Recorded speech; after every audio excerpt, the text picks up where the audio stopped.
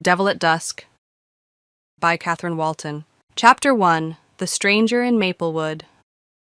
The first real cool breeze of September rattled through Maplewood like a whispered warning, sending brittle leaves tumbling across Helen Lighthall's porch in erratic spirals. She wrapped her fingers around the warm ceramic of her tea mug and pulled her favorite cardigan, the soft blue wool one that had seen her through countless autumn evenings, tighter against the sudden chill. The familiar comfort of routine should have settled her nerves, but something felt different about this particular dusk. Shadow and Halo emerged from their investigation of the backyard hydrangeas, both dogs moving with unusual purpose. Halo, her yellow Labrador, normally bounded through the garden with the enthusiasm of a puppy discovering snow. But tonight his movements were measured, deliberate. His whole snout remained buried beneath the drooping flower heads, snuffling with the intensity of a detective examining evidence. Shadow, his black coat gleaming in the fading light, stood perfectly still beside the garden gate, ears pricked toward the street with laser focus. "Leave the poor hydrangeas alone, Halo," Helen called, though her voice lacked its usual warmth. Something in Shadow's posture made her stomach tighten with unease. "They've survived droughts and squirrels, but they won't stand a chance against your nose." Halo's entire backside wiggled in response to her voice, but he didn't abandon his investigation. Instead, he emerged with a violent sneeze, petals clinging to his muzzle like confetti from a celebration gone wrong. Shadow, however, didn't acknowledge her words at all. His dark eyes remained fixed on something beyond the white picket fence, his body coiled with tension that Helen had learned to trust over the years. She followed his unwavering gaze down Maplewood Lane and felt her breath catch. A figure moved along the quiet street with the confident stride of someone who belonged there. Except Helen knew every resident of Maplewood by name, and this man was definitely a stranger. Tall and imposing against the pale evening sky, he carried himself with an unusual self-assurance that seemed almost theatrical. Even from her porch, Helen could make out the gleam of a silver-headed walking stick that caught the last rays of sunlight, and the way his long coat billowed behind him with each step, as if he were performing for an invisible audience. The stranger paused at the rusted gate of the Granger farmhouse, and Helen's unease deepened into something approaching alarm. The weathered property had stood empty for nearly 3 years, ever since the last of the Granger family had packed up and left in the dead of winter. The house squatted at the eastern edge of town like a wounded animal, its shutters hanging askew, its once white paint peeling in long strips that curled and flapped in the wind like dead skin. The wraparound porch, which had once hosted summer evening gatherings and children's birthday parties, now sagged under the weight of neglect and too many harsh seasons. No one had wanted to buy the place, and Helen suspected the stories hadn't helped. Whispered tales of unpaid debts that stretched back generations, bitter family quarrels that had split the Grangers into warring factions, and most troubling of all, the mystery of Thomas Granger, the youngest son who had vanished one bitter February night 5 years ago and never returned. Some said he'd run off to escape his father's gambling debts. Others whispered darker theories involving the deep woods behind the house. The truth had died with old Edgar Granger 2 winters past, taking the family's secrets to his grave. Helen had always felt a pang of sympathy for the abandoned house. Its once grand gables and deep porch spoke of better days, of a time when the Granger name had meant something in Maplewood. Now it was just another casualty of time and circumstance, reduced to a cautionary tale that parents used to warn their children about the consequences of poor choices. But tonight, apparently, it had found a new master. The stranger rested one hand on the weathered gatepost, his fingers drumming against the wood with casual possession. He surveyed the derelict property, with what Helen could only describe as satisfaction, the expression of a man who saw not decay and abandonment, but opportunity. From his coat pocket, he produced a set of keys that glinted silver in the dying light. The sight of those keys sent a chill down Helen's spine that had nothing to do with the September air. How long had he been planning this? How had he acquired keys to a house that had been locked and shuttered since the estate sale? The man twirled the keys once around his finger in a gesture so casual it felt rehearsed, then pushed through the gate with the confidence of ownership. The hinges shrieked in protest, a sound that carried across the quiet evening air like a warning.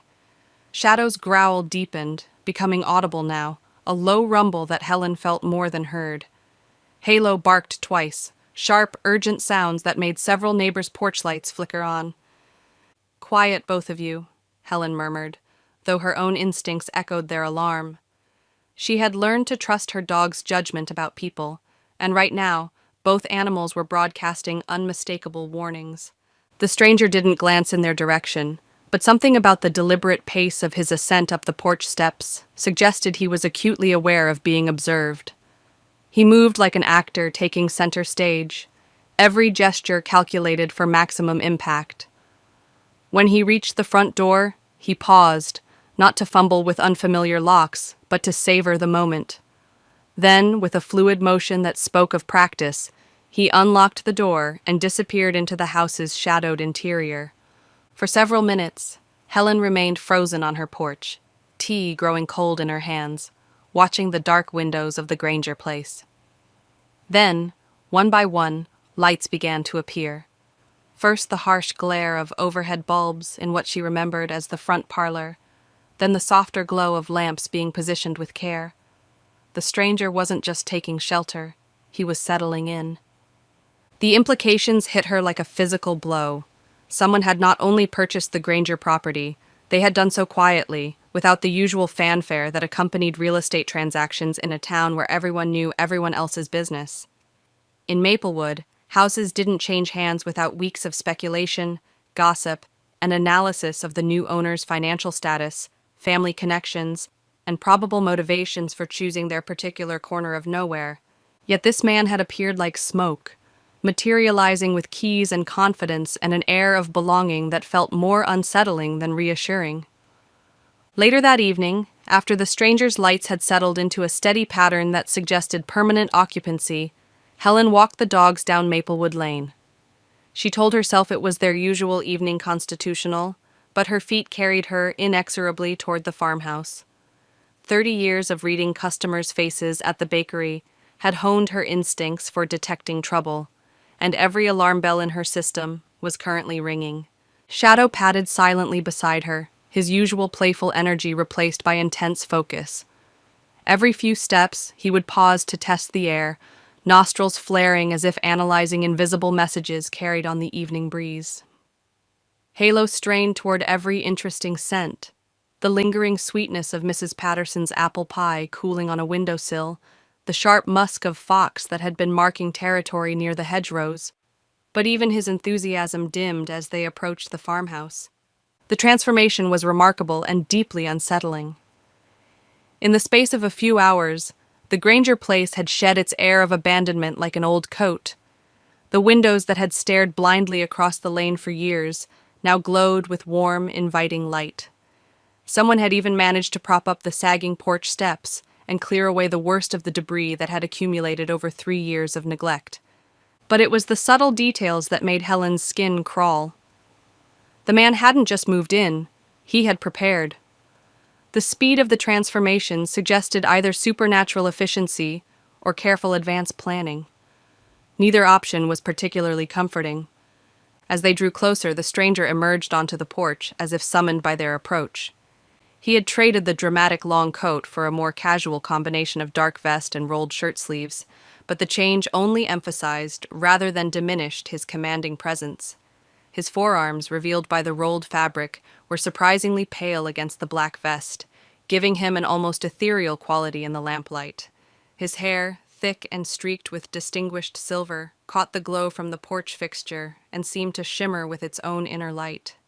His features had the sort of sharp, classical symmetry that magazines described as distinguished, but there was something in his eyes, a calculating intelligence, that made Helen think of predators sizing up potential prey.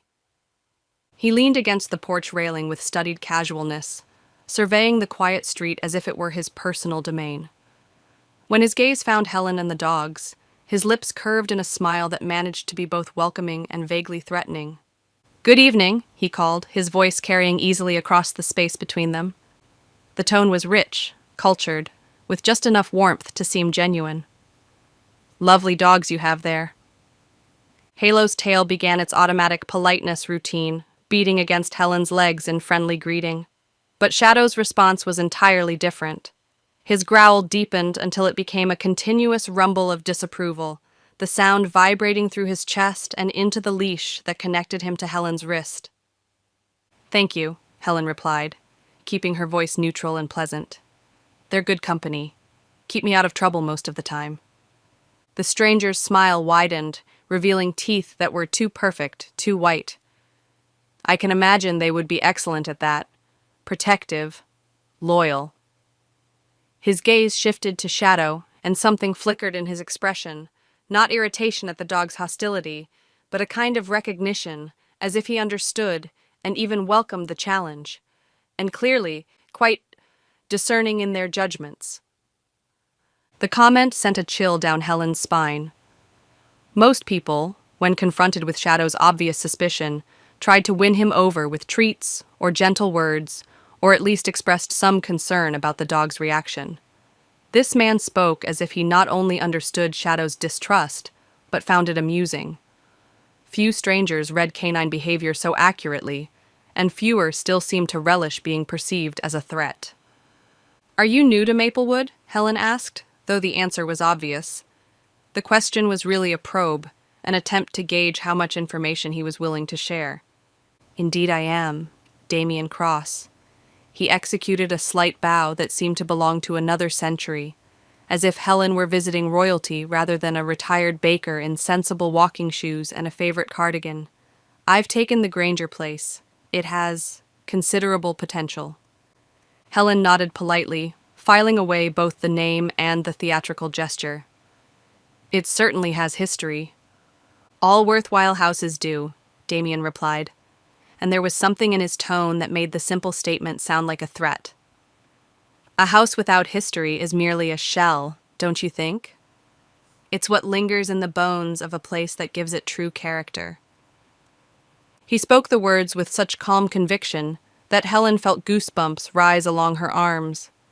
The phrasing was poetic, even beautiful, but there was an undercurrent of something darker. What kind of history was he hoping to find in the Granger house? What did he know about the family's secrets that the rest of Maplewood had only guessed at? She tugged gently on the leashes, suddenly eager to put distance between herself and this unsettling newcomer. "Well then, welcome to Maplewood, Mr. Cross." "I look forward to meeting everyone," Damian said, his eyes following her retreating form with uncomfortably intense focus. "Small towns have such particular charm, so many stories waiting to be discovered, so many secrets that want to be shared." Shadow's ears remained flattened against his skull until they were halfway down the lane, his body language broadcasting continued alarm.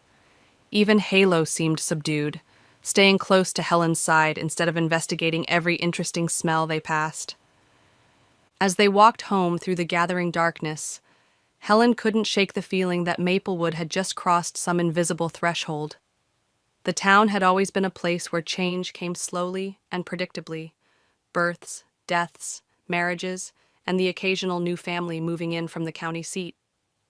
But Damian Cross felt like something else entirely, a catalyst, a disruption to the careful balance that had kept Maplewood peaceful for decades. By the time she reached her own front porch, her mind was already working through the implications. Who was Damian Cross, really? Why had he chosen the Granger place specifically? And why did every instinct she possessed warn her that his arrival marked the beginning of something dark and dangerous? She paused at her front door, keys in hand, and looked back toward the farmhouse. Its windows still glowed warmly in the distance, but now the light seemed less welcoming and more like a beacon, or perhaps a trap. "What do you think, boys?" she asked quietly. "Is he just an ordinary newcomer or something more troubling?" Shadow's continued tension and Halo's unusual subdued behavior provided their own answer. In Helen's experience, dogs were rarely wrong about people's character. As she opened her door and ushered the dogs inside, Helen made a mental note to keep a closer eye on the Granger place and its mysterious new occupant. Something told her that Damian Cross's arrival was only the beginning of a story that Maplewood might not be prepared to handle. The question was whether she would be ready when that story finally revealed its true nature. Chapter 2: Whispers and Vanished Pets.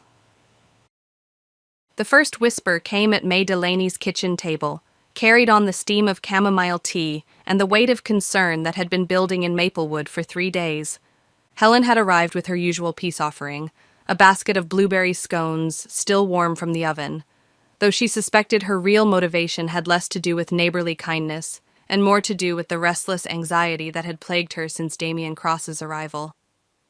May's kitchen had always been the unofficial nerve center of Maplewood gossip, the place where facts mixed with speculation until they formed something resembling truth. May set down her delicate china cup with unusual force, her collection of silver bracelets jangling like wind chimes in a storm. "Helen, have you heard about the Caldwell's cat?" Helen reached for her own teacup, noting the slight tremor in May's voice. After 40 years of friendship, she could read May's emotional weather patterns as easily as the morning sky. Today's forecast called for worry with a strong chance of panic. "Which cat?" "They've had so many over the years." "Whiskers. You know, the big tabby that used to sleep curled up in their flower boxes like he owned the whole front garden." May's voice carried the particular strain that came from trying to sound casual while discussing something deeply troubling. Mrs. Caldwell found his favorite spot empty Tuesday morning. No sign of him anywhere, not even when she opened a can of that expensive salmon he's so fond of. Helen bit into a scone, savoring the burst of berries while considering the implications.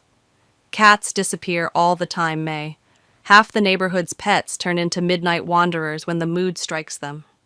Remember when Mrs. Davies swore her Persian had been kidnapped, only to find her 2 days later sleeping in the Hendersons' greenhouse? But even as she said it, Helen felt a niggling unease. Whiskers was notorious for his attachment to routine: morning sun in the east-facing flower boxes, afternoon naps on the Caldwell's porch swing, evening prowls that never took him beyond the familiar boundaries of his own street. May leaned closer across the small table, lowering her voice to the conspiratorial whisper she reserved for the most serious gossip. "This is different, Helen. Mrs. Caldwell says she heard voices outside the house at midnight Tuesday. Strange voices, chanting something she couldn't make out." Helen nearly choked on her tea. "Chanting?" She was very specific about it. Said it wasn't singing or talking, but something rhythmic and unsettling. And it was coming from the direction of the old Granger place. May's eyes met Helen's with unmistakable meaning. "From where your mysterious Mr. Cross has taken up residence?" The scone turned to sawdust in Helen's mouth. She forced herself to swallow before responding, buying time to process this disturbing development. "May, you can't seriously be suggesting that Damian Cross had something to do with a missing cat based on some sounds Mrs. Caldwell heard in the middle of the night." But even as she spoke the words, Helen remembered Shadow's reaction to their new neighbor, the way her usually social Labrador retriever had pressed close to her legs with unusual wariness. Dogs, she had learned over the years, were rarely wrong about people's character. May's expression grew more troubled. "I'm not suggesting anything. I'm just telling you what people are saying. And what I'm saying is that Whiskers has never been gone this long without coming home for meals."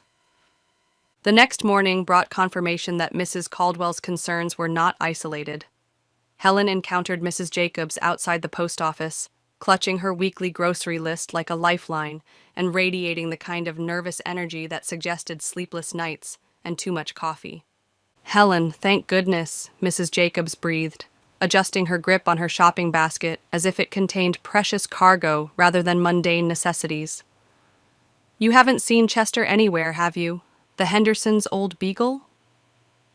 Helen's stomach tightened with the beginnings of genuine concern. Chester was a fixture in Maplewood, a lumbering, arthritic hound who had been making his leisurely rounds through the neighborhood for over a decade. His daily routine was as predictable as sunrise, morning constitutional around the block, afternoon nap in whatever patch of sunlight he could claim, evening dinner followed by another slow patrol of his territory. "When did he go missing?" Helen asked, though she suspected she already knew the answer. "Yesterday morning. Harold says he checked the pen after breakfast and Chester was gone, but the latch was still locked tight. Mrs. Jacobs' voice rose with anxiety. Harold swears he examined that gate 3 times, and there's no way Chester could have worked it open himself. The old boy can barely manage the porch steps these days.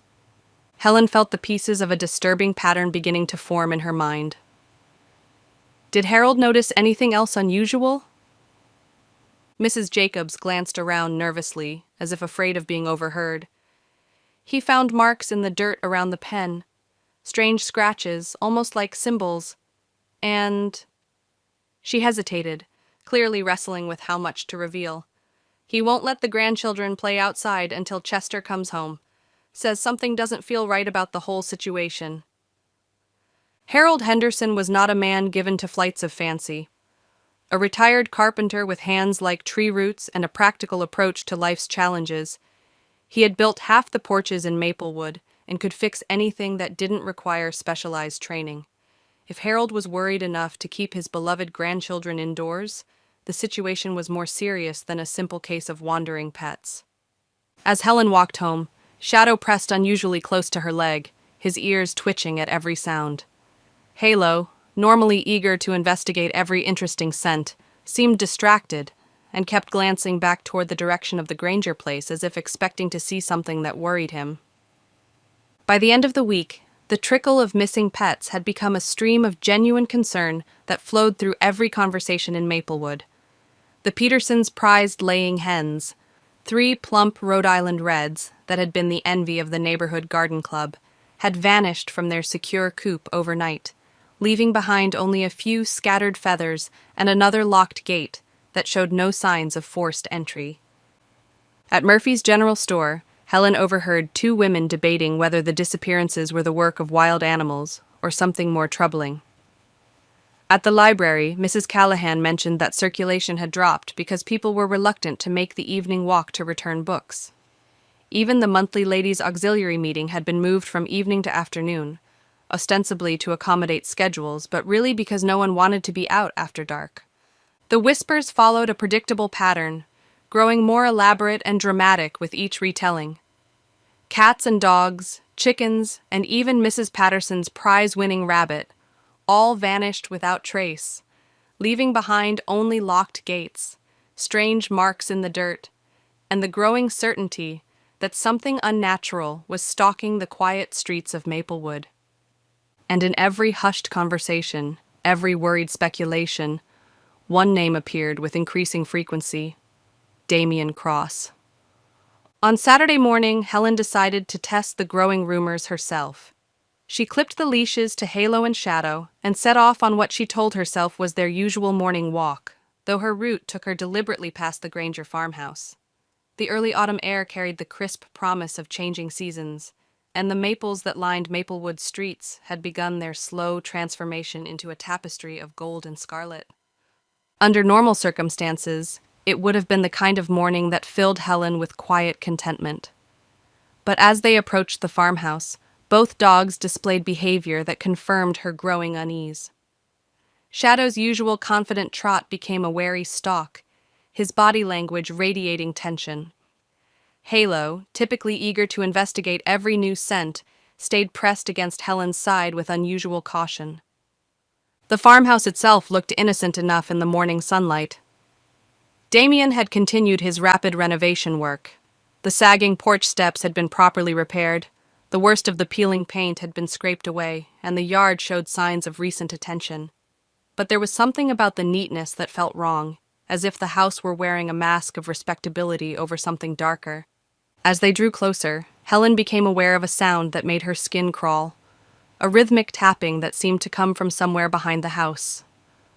Not the random hammering of repair work, but something more deliberate, almost ceremonial in its steady persistence. Shadow stopped abruptly, his ears flattened against his skull. A low growl rumbled in his chest, so quiet, Helen felt it more than heard it. Halo whined and pulled backward, clearly wanting to retreat from whatever had triggered his companion's alarm. The tapping stopped. In the sudden silence, Helen became aware of other sounds, the rustle of movement in the tall grass behind the house, the creak of what might have been a gate or door, and underneath it all, a faint but unmistakable chorus of animal sounds. Not the distressed cries of creatures in pain, but the confused whimpers and calls of animals separated from familiar territory. Her heart began to pound as the implications hit her. Those sounds were coming from somewhere on Damian's property. Cats meowing, dogs whining, the distinctive chatter of disturbed chickens. The missing pets weren't lost or dead. They were being kept somewhere behind the farmhouse. Before she could process this discovery fully, the front door opened and Damian emerged, moving with the fluid grace that had marked their first encounter. He was dressed casually in work clothes, but even his most ordinary garments seemed to carry an air of theatrical purpose. His silver-streaked hair caught the morning light, and his smile was warm and welcoming, the perfect picture of a neighborly new resident. "Good morning, Mrs. Lighthall," he called, his cultured voice carrying easily across the distance between them. "Out for your constitutional?" Helen managed to keep her voice steady despite the adrenaline coursing through her system. "The dogs need their exercise. Routine helps keep us all sane." Damian's gaze shifted to Shadow, whose growl had become audible and continuous. "Your guardian seems less than pleased with me. I do hope I haven't done something to offend him." There was something in his tone that suggested amusement rather than concern, as if Shadow's obvious hostility was expected and even welcomed. Most people, when confronted with clear canine disapproval, made some effort to remedy the situation. Damian seemed to find it entertaining. "Shadow has very good instincts about people," Helen replied, allowing a slight edge to creep into her voice. "I've learned to trust his judgment over the years." "Wise policy." Damian's smile widened slightly. "Animals often perceive things that escape human notice, though sometimes they perceive threats where none actually exist." The comment felt like a challenge, and Helen found herself responding with more boldness than prudence. "And sometimes they perceive genuine dangers that humans are too polite to acknowledge." For just a moment, something flickered in Damian's expression. Not anger, but recognition of an opponent who wouldn't be easily intimidated or charmed. Then his smile returned, as smooth and impenetrable as before. "Well then," he said pleasantly, "I suppose we'll have to wait and see which of us is correct." As Helen led the dogs away from the farmhouse, her mind raced with the implications of what she had observed. The animal sounds from behind the house, Damian's complete lack of surprise at Shadow's hostility, and most troubling of all, his casual reference to threats and dangers. It all pointed to a conclusion she was reluctant to accept, but could no longer ignore. Damian Cross was somehow connected to the missing pets, and his arrival in Maplewood marked the beginning of something far more sinister than simple animal theft. The question was what he wanted with the creatures, and whether anyone would believe her suspicions without concrete proof. That evening, as Helen sat in her kitchen making notes about the morning's encounter, May called with news that sent a chill through her bones. "Helen," May's voice was tight with worry, "Daisy's missing." Daisy was May's elderly terrier, a sweet-tempered dog with more white whiskers than brown fur, too arthritic to wander far from her favorite sunny spot on the porch. If someone had taken Daisy, they had crossed a line from mysterious disappearances to deliberate cruelty. Helen grabbed her keys before May finished explaining. "I'll be there in 5 minutes." By the time Helen arrived at May's cottage, her friend was pacing the front porch in obvious distress, her bracelets creating a nervous symphony with every movement. Lanterns glowed throughout the yard, casting long shadows that seemed to dance with sinister purpose. "She was right here," May said, pointing to the worn cushion where Daisy had spent most of her days. "I went inside for 20 minutes to make tea and bake cookies for the church social. When I came back..." Her voice broke slightly. "Helen, she wouldn't just wander off. She's too old, too set in her ways." Helen knelt beside the porch steps, examining the ground carefully. In the soft dirt beside May's prized roses, she found what she was looking for: boot prints, too large and deep to belong to May, pressed into the earth with the weight of someone carrying additional burden. "May," Helen said quietly, "someone took her." May's face crumpled with a mixture of grief and rage. Who would steal an old dog? What kind of person? She stopped, her eyes widening as the same conclusion Helen had reached became clear. "You think it's him, don't you? The man at the Granger place?" Helen stood, brushing dirt from her knees. "I think someone is collecting our pets for reasons we don't understand yet. But May, I heard them this morning. Cats, dogs, chickens, they're alive. Whatever's happening, the animals aren't being harmed." The reassurance felt hollow even as she spoke it. Alive didn't necessarily mean safe, and the fact that someone was systematically gathering Maplewood's beloved pets suggested a purpose that was unlikely to be benevolent. As they stood in the lantern-lit yard, both women feeling helpless and afraid, Helen made a silent promise. Tomorrow, she would begin her own investigation into Damian Cross and whatever scheme had brought him to their peaceful town. The official authorities might dismiss missing pets as unimportant, but Helen knew better. In small towns like Maplewood, pets were family members, and someone who would steal family was capable of much worse crimes. The question was how far Damian Cross was willing to go to achieve his mysterious goals, and whether Helen could stop him before those goals became tragically clear. Chapter 3: Death in the Woods. The lanterns appeared first, bobbing through the darkness like fallen stars seeking their way back to heaven. Helen had been restless all evening, unable to settle into her usual routine of knitting and chamomile tea. Something in the air felt charged, expectant, as if Maplewood itself was holding its breath. She'd positioned herself at the kitchen window, with a cup of coffee that had long since grown cold, ostensibly reading a mystery novel, but really watching the night for signs of whatever disturbance had her dogs so agitated. Shadow lay pressed against the back door, his dark eyes fixed on the distant tree line where the old Granger property bordered the woods. Every few minutes, his ears would twitch forward, catching sounds that Helen's human hearing couldn't detect. Halo paced between the kitchen and living room, his usual golden good nature replaced by an anxious energy that manifested in restless movement and occasional whines of distress. "What is it, boys?" Helen whispered, though she suspected she already knew. The lights she was watching weren't the familiar porch lamps and window glows that marked Maplewood's ordinary evening routine. These were moving lights, at least a dozen of them, weaving through the trees beyond the farmhouse in a slow, deliberate procession that spoke of purpose rather than chance. Helen set down her untouched coffee and reached for the leashes with hands that trembled slightly. Every instinct she possessed warned her to stay inside, lock the doors, and wait for whatever was happening to resolve itself without her involvement. But 30 years of reading people's faces across a bakery counter had taught her that the most dangerous problems were the ones people chose to ignore. "Just a walk," she murmured to the dogs, though the words felt like a lie even as she spoke them. "We'll stay at a safe distance." The night air carried an unseasonable chill as they slipped out the back door, and Helen pulled her wool cardigan tighter around her shoulders. The familiar weight of the dog's leashes in her hands provided some comfort, but even Halo's usual enthusiasm for nighttime adventures seemed muted by the strange atmosphere that had settled over their normally peaceful town. They followed the procession of lights toward the old clearing beyond the Granger farmhouse, a patch of woodland that had once hosted community picnics and 4th of July celebrations before it fell into disuse.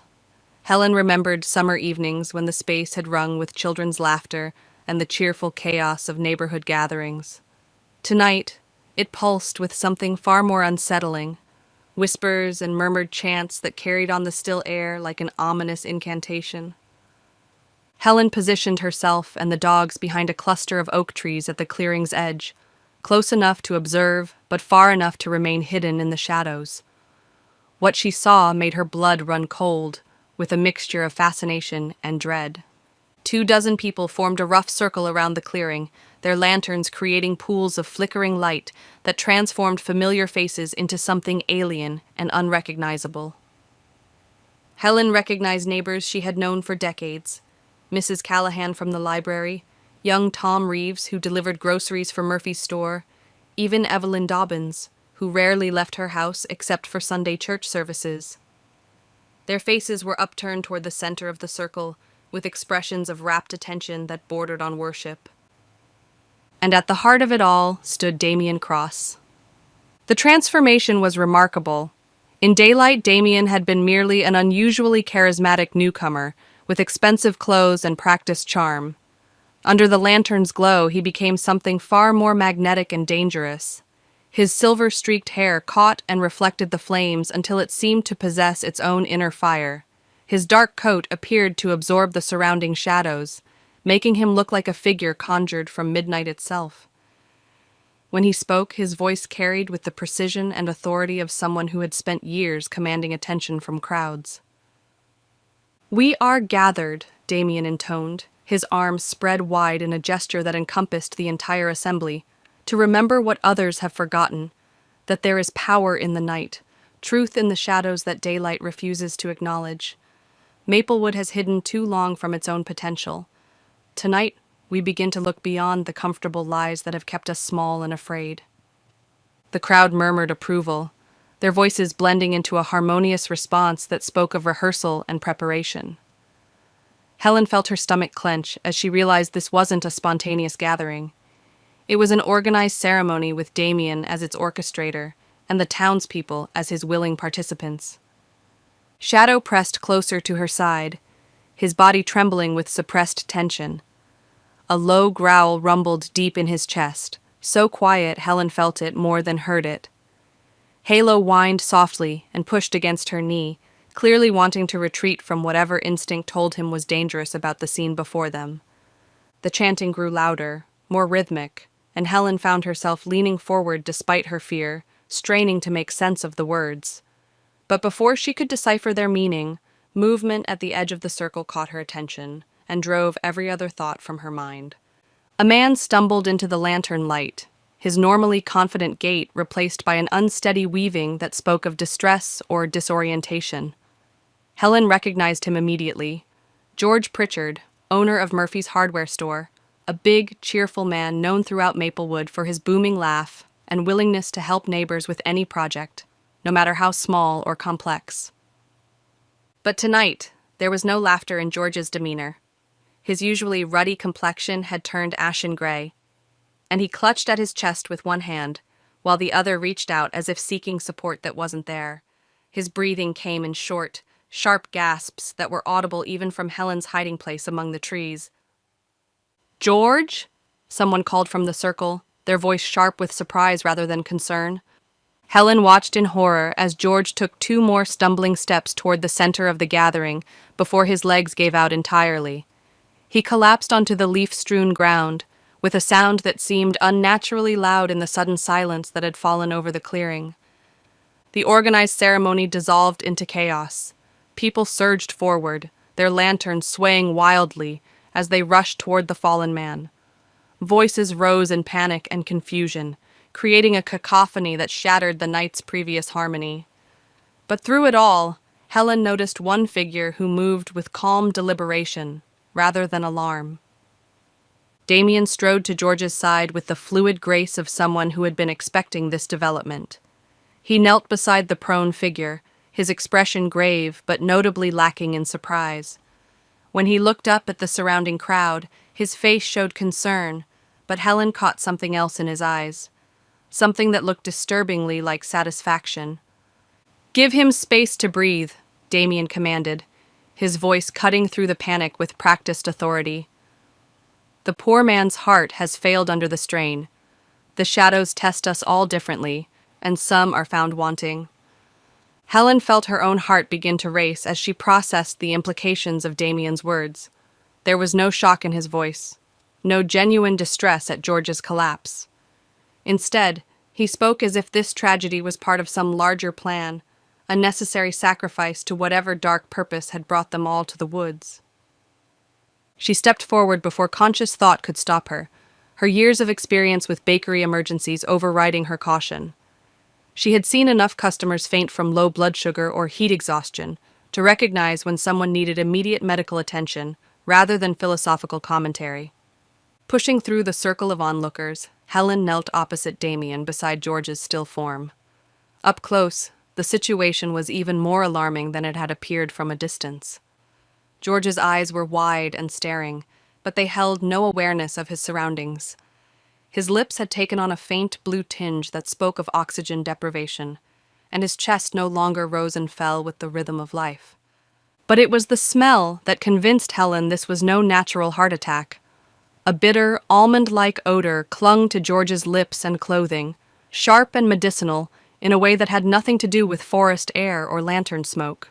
"We need to call for help," Helen said firmly, her voice cutting through the murmured prayers and whispered speculations of the crowd.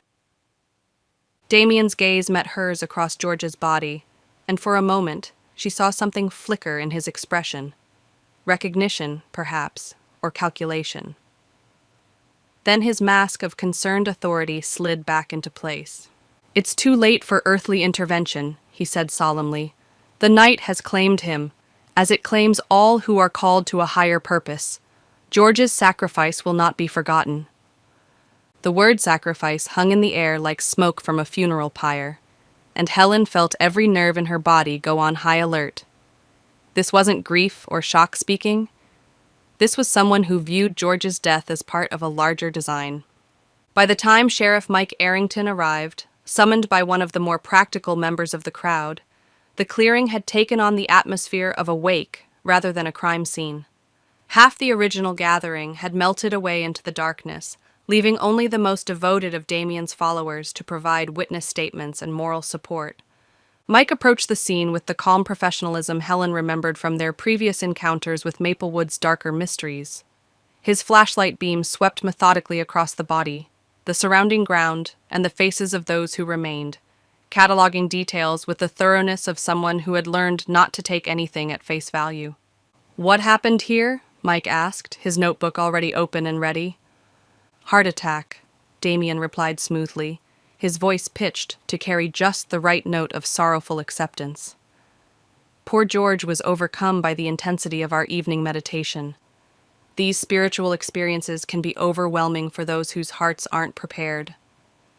Helen rose slowly, brushing pine needles from her knees.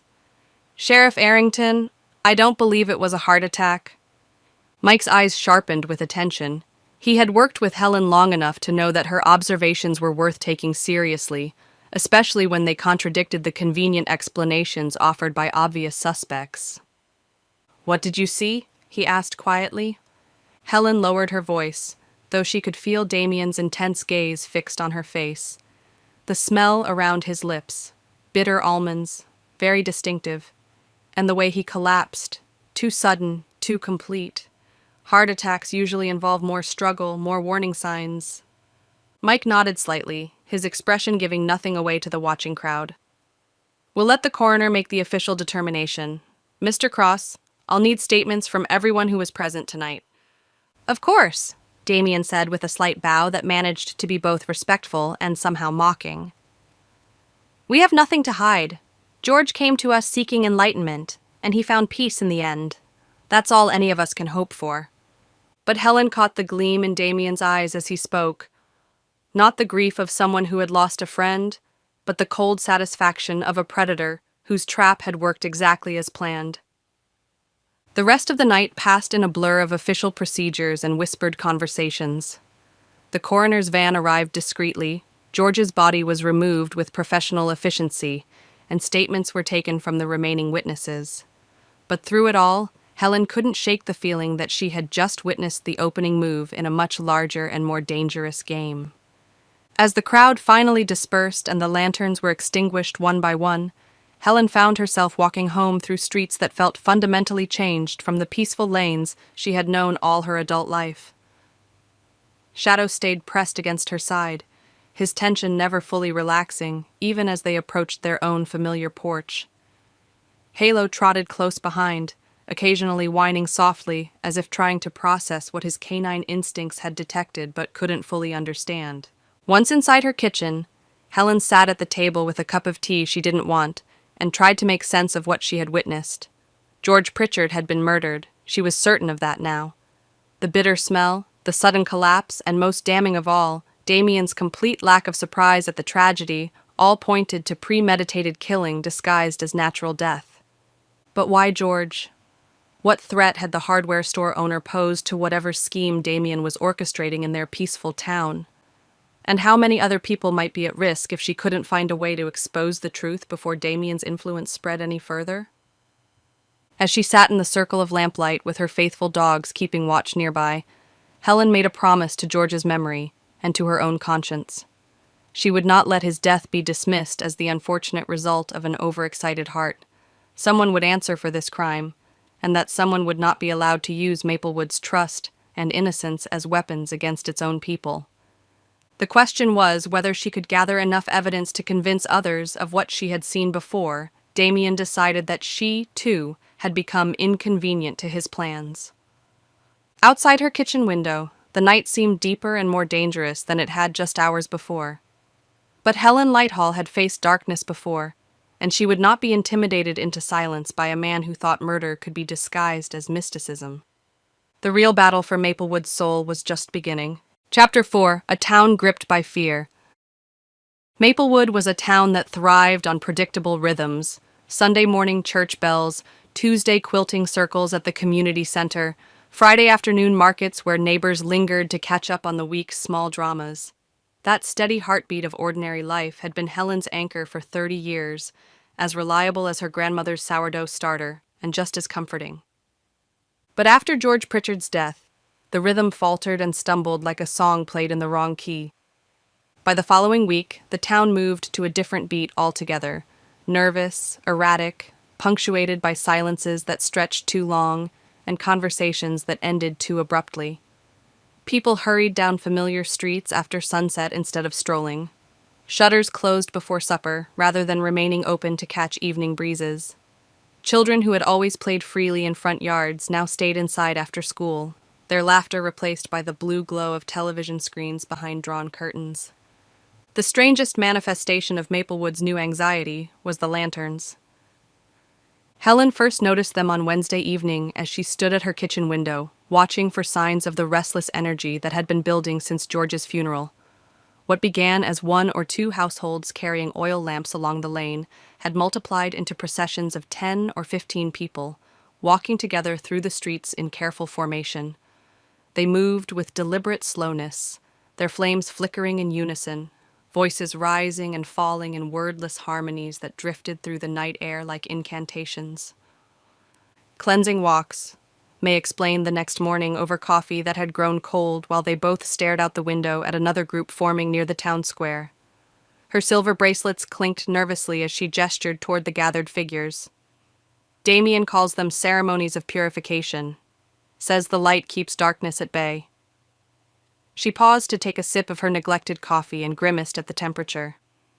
I call it mass hysteria dressed up in pretty language.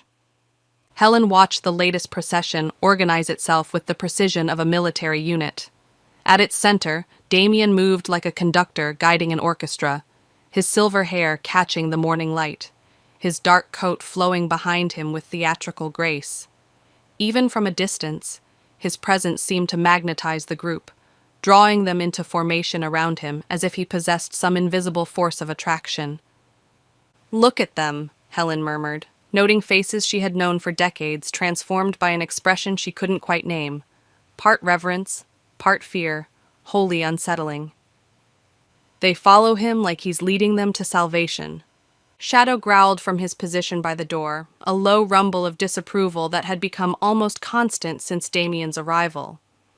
The black dog had developed an uncanny ability to sense when their unwelcome neighbor was nearby, his hackles rising and ears flattening in warning, long before Helen could spot the man's distinctive silhouette. Halo paced restlessly between the kitchen and living room, his usual golden good nature replaced by an anxiety that manifested in whining and an inability to settle anywhere for more than a few minutes. The dogs know, Helen said quietly. They've known from the beginning that something's wrong with him. By Sunday, the atmosphere of nervous anticipation had infected even the church service. Pastor Williams had chosen his sermon topic carefully, courage in dark times, but his usually steady voice couldn't compete with the undercurrent of unease that seemed to vibrate through the congregation like a plucked wire. Every creak of the old building's rafters drew sharp glances. Every whispered "Amen" sounded more like a plea than an affirmation. Helen sat in her usual pew beside May, trying to focus on the familiar comfort of worship while her mind churned with questions that had no satisfying answers. Through the tall windows, she could see Shadow and Halo waiting patiently beneath their favorite elm tree, and their presence outside provided an anchor of normalcy in a morning that felt anything but normal. It was during the closing hymn that the first slip of paper appeared. May's hymnal fell open to reveal a folded note tucked between the pages. She frowned, smoothed it carefully, and then gasped loud enough to draw stares from the surrounding pews. Helen leaned closer to read the carefully scripted message. The shadows see all. Confess your sins before judgment finds you. Helen's blood chilled as she flipped through her own hymnal and found an identical note in the same precise handwriting. Around them, other congregants were discovering similar messages, their faces pale with shock and growing alarm. Mrs. Callahan held up her note with trembling fingers. 2 pews ahead, the Morrison family huddled together over a slip of paper that had clearly shaken them. Pastor Williams faltered mid-verse as the whispers began to spread through the sanctuary, like ripples from a stone dropped in still water. His attempts to restore order were futile against the tide of nervous speculation and frightened murmurs that rose from the congregation. Helen folded her note with deliberate care, her analytical mind already working through the implications. Someone had gained access to the church before service, had taken the time to plant identical messages throughout the hymnals, had chosen their targets with careful precision. This wasn't random mischief. It was psychological warfare designed to maximize fear and uncertainty. The most chilling aspect wasn't the messages themselves, but their timing. Whoever had placed them knew exactly which pews would be occupied, which hymnals would be opened, which members of the community would be most susceptible to this particular form of intimidation. As the service dissolved into anxious clusters of conversation, Helen noticed one figure who remained conspicuously absent from the chaos. Damian Cross stood at the back of the sanctuary, hands clasped behind his back, observing the turmoil with the detached interest of a scientist studying laboratory specimens. He made no move to comfort the frightened congregants or express surprise at the messages. Instead, he watched with what Helen could only describe as satisfaction, as if the fear spreading through the church was exactly what he had hoped to witness. When their eyes met across the crowded sanctuary, Damian's slight smile confirmed her suspicions. He had orchestrated this psychological assault, had used the sacred space of their church as a weapon against their peace of mind. The realization made Helen's hands clench into fists at her sides. Outside the church, Shadow's sharp bark cut through the morning air like a warning bell. Helen hurried toward the sound, May close behind her, and found both dogs in states of high agitation.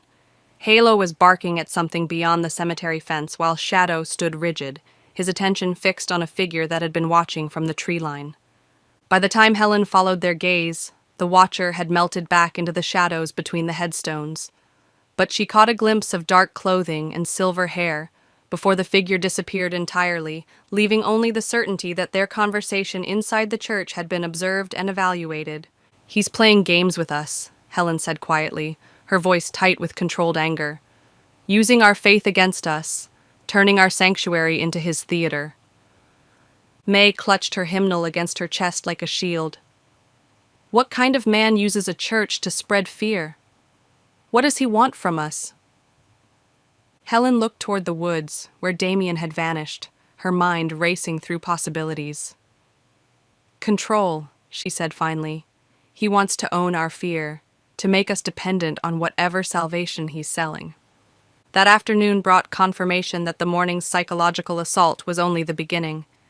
Helen's phone rang with reports from neighbors who had found similar notes tucked under their doors, slipped through mail slots, even left on car windshields.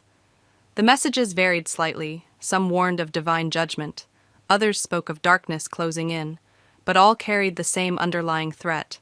Someone was watching, evaluating, preparing to act against those who failed some undefined test.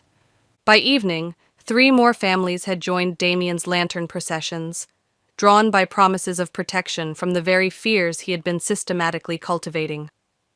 The cruel efficiency of his strategy was becoming clear. Create the disease, then offer yourself as the cure. Helen sat at her kitchen table that night, making notes by candlelight while Shadow maintained his vigil by the door, and Halo pressed against her feet for comfort.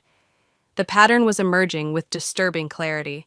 Damian was using classic techniques of psychological manipulation, isolating potential victims from their normal support systems while positioning himself as their only source of safety. "He's not just collecting pets," she murmured to the dogs, pen moving steadily across the page. "He's collecting people, and George died because he somehow threatened that plan." Shadow's ears twitched toward the window, and Helen followed his gaze to see another lantern procession forming in the distance. The flames bobbed through the darkness like will-o'-the-wisps, drawing more followers with each passing night. At their center, barely visible in the dancing light, Damian's silhouette moved with the confidence of a predator who knew his prey was already trapped. Helen set down her pen and reached for the phone. Whatever Damian Cross was planning for Maplewood, she would not let him achieve it through fear and manipulation.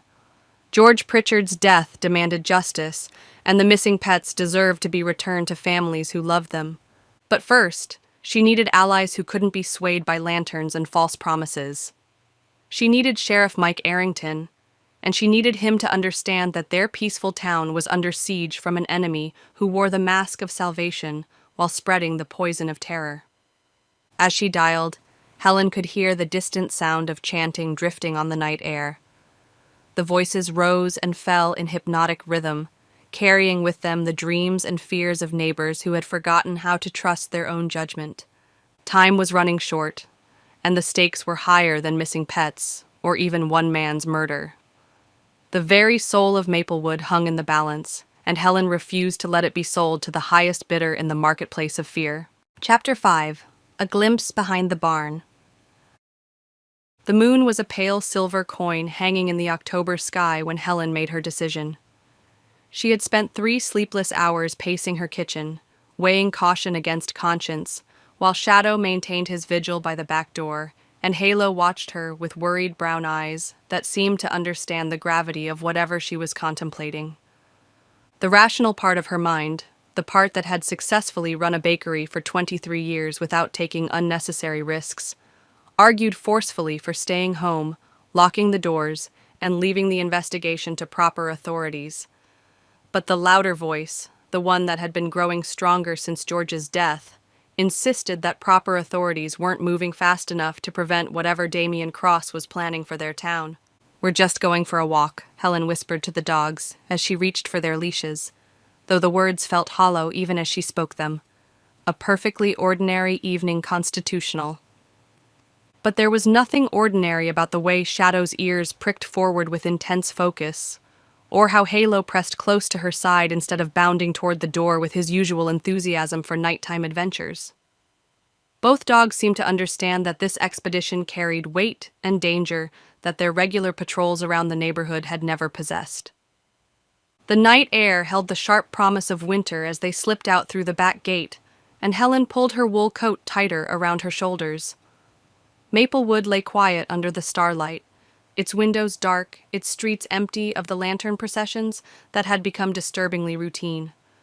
The absence of those bobbing lights should have been comforting, but instead it felt ominous, as if the town were holding its breath in anticipation of something terrible. They moved through the familiar streets with unusual caution, staying close to hedgerows and garden walls that provided concealment from watching eyes. Shadow led the way with the purposeful stride of a dog following a scent trail, his nose working constantly as he guided them toward the old Granger property. Halo stayed pressed against Helen's left leg, his usual golden exuberance replaced by a tension that manifested in quick, nervous glances toward every shadow and sound.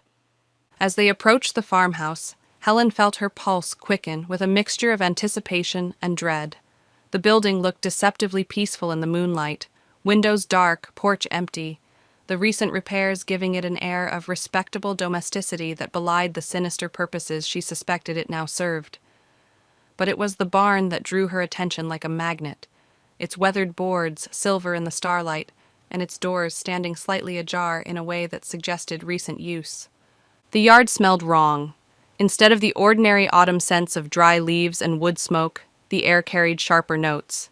Hay and sawdust, yes, but underneath them something musky and organic that made Shadow's hackles rise and Halo whine with distress. Helen crouched beside the fence, peering through the wooden slats at ground that told a story of frequent, purposeful activity. Paw prints marked the dirt in overlapping patterns, cats' delicate pads, dogs' broader impressions, even the distinctive three-toed scratches of chickens. But these weren't the random tracks of animals wandering freely through a yard. They formed deliberate paths between specific points, worn deeper by repetition, speaking of creatures moving along established routes under human direction. Helen's throat tightened as the implications became clear. Someone had been systematically moving animals through this space, not once or twice, but repeatedly, creating the kind of traffic patterns that spoke of ongoing operations rather than isolated incidents. She slipped through the gate with hands that trembled slightly, the dogs padding silently beside her across ground that felt like a crime scene waiting to be properly investigated. Each step took her further from the safety of denial and closer to truths she wasn't sure she was prepared to face. The barn doors hung open just wide enough to allow glimpses of the interior, where faint light suggested the presence of lanterns or candles burning low. Helen pressed her ear to the gap between the doors, listening for sounds that might reveal what lay within. What she heard made her blood freeze in her veins. Soft whimpers and mewling cries, the shuffle of movement constrained by barriers, the distinctive cluck and ruffle of disturbed chickens. Not the distressed wails of creatures in pain, but the confused, anxious sounds of animals held in unfamiliar surroundings against their will. Shadow pressed his nose to the door crack and inhaled deeply, his body going rigid with recognition. A low growl rumbled in his chest, not the warning bark he used for strangers, but the deeper sound he reserved for genuine threats to his family's safety. Halo pushed forward, tail stiff with anxiety, and gave a sharp whine that sounded almost like a sob. They knew. Both dogs recognized the scents and sounds of their missing neighbors, pets they had played with and grown up alongside, now imprisoned in the darkness beyond the barn doors.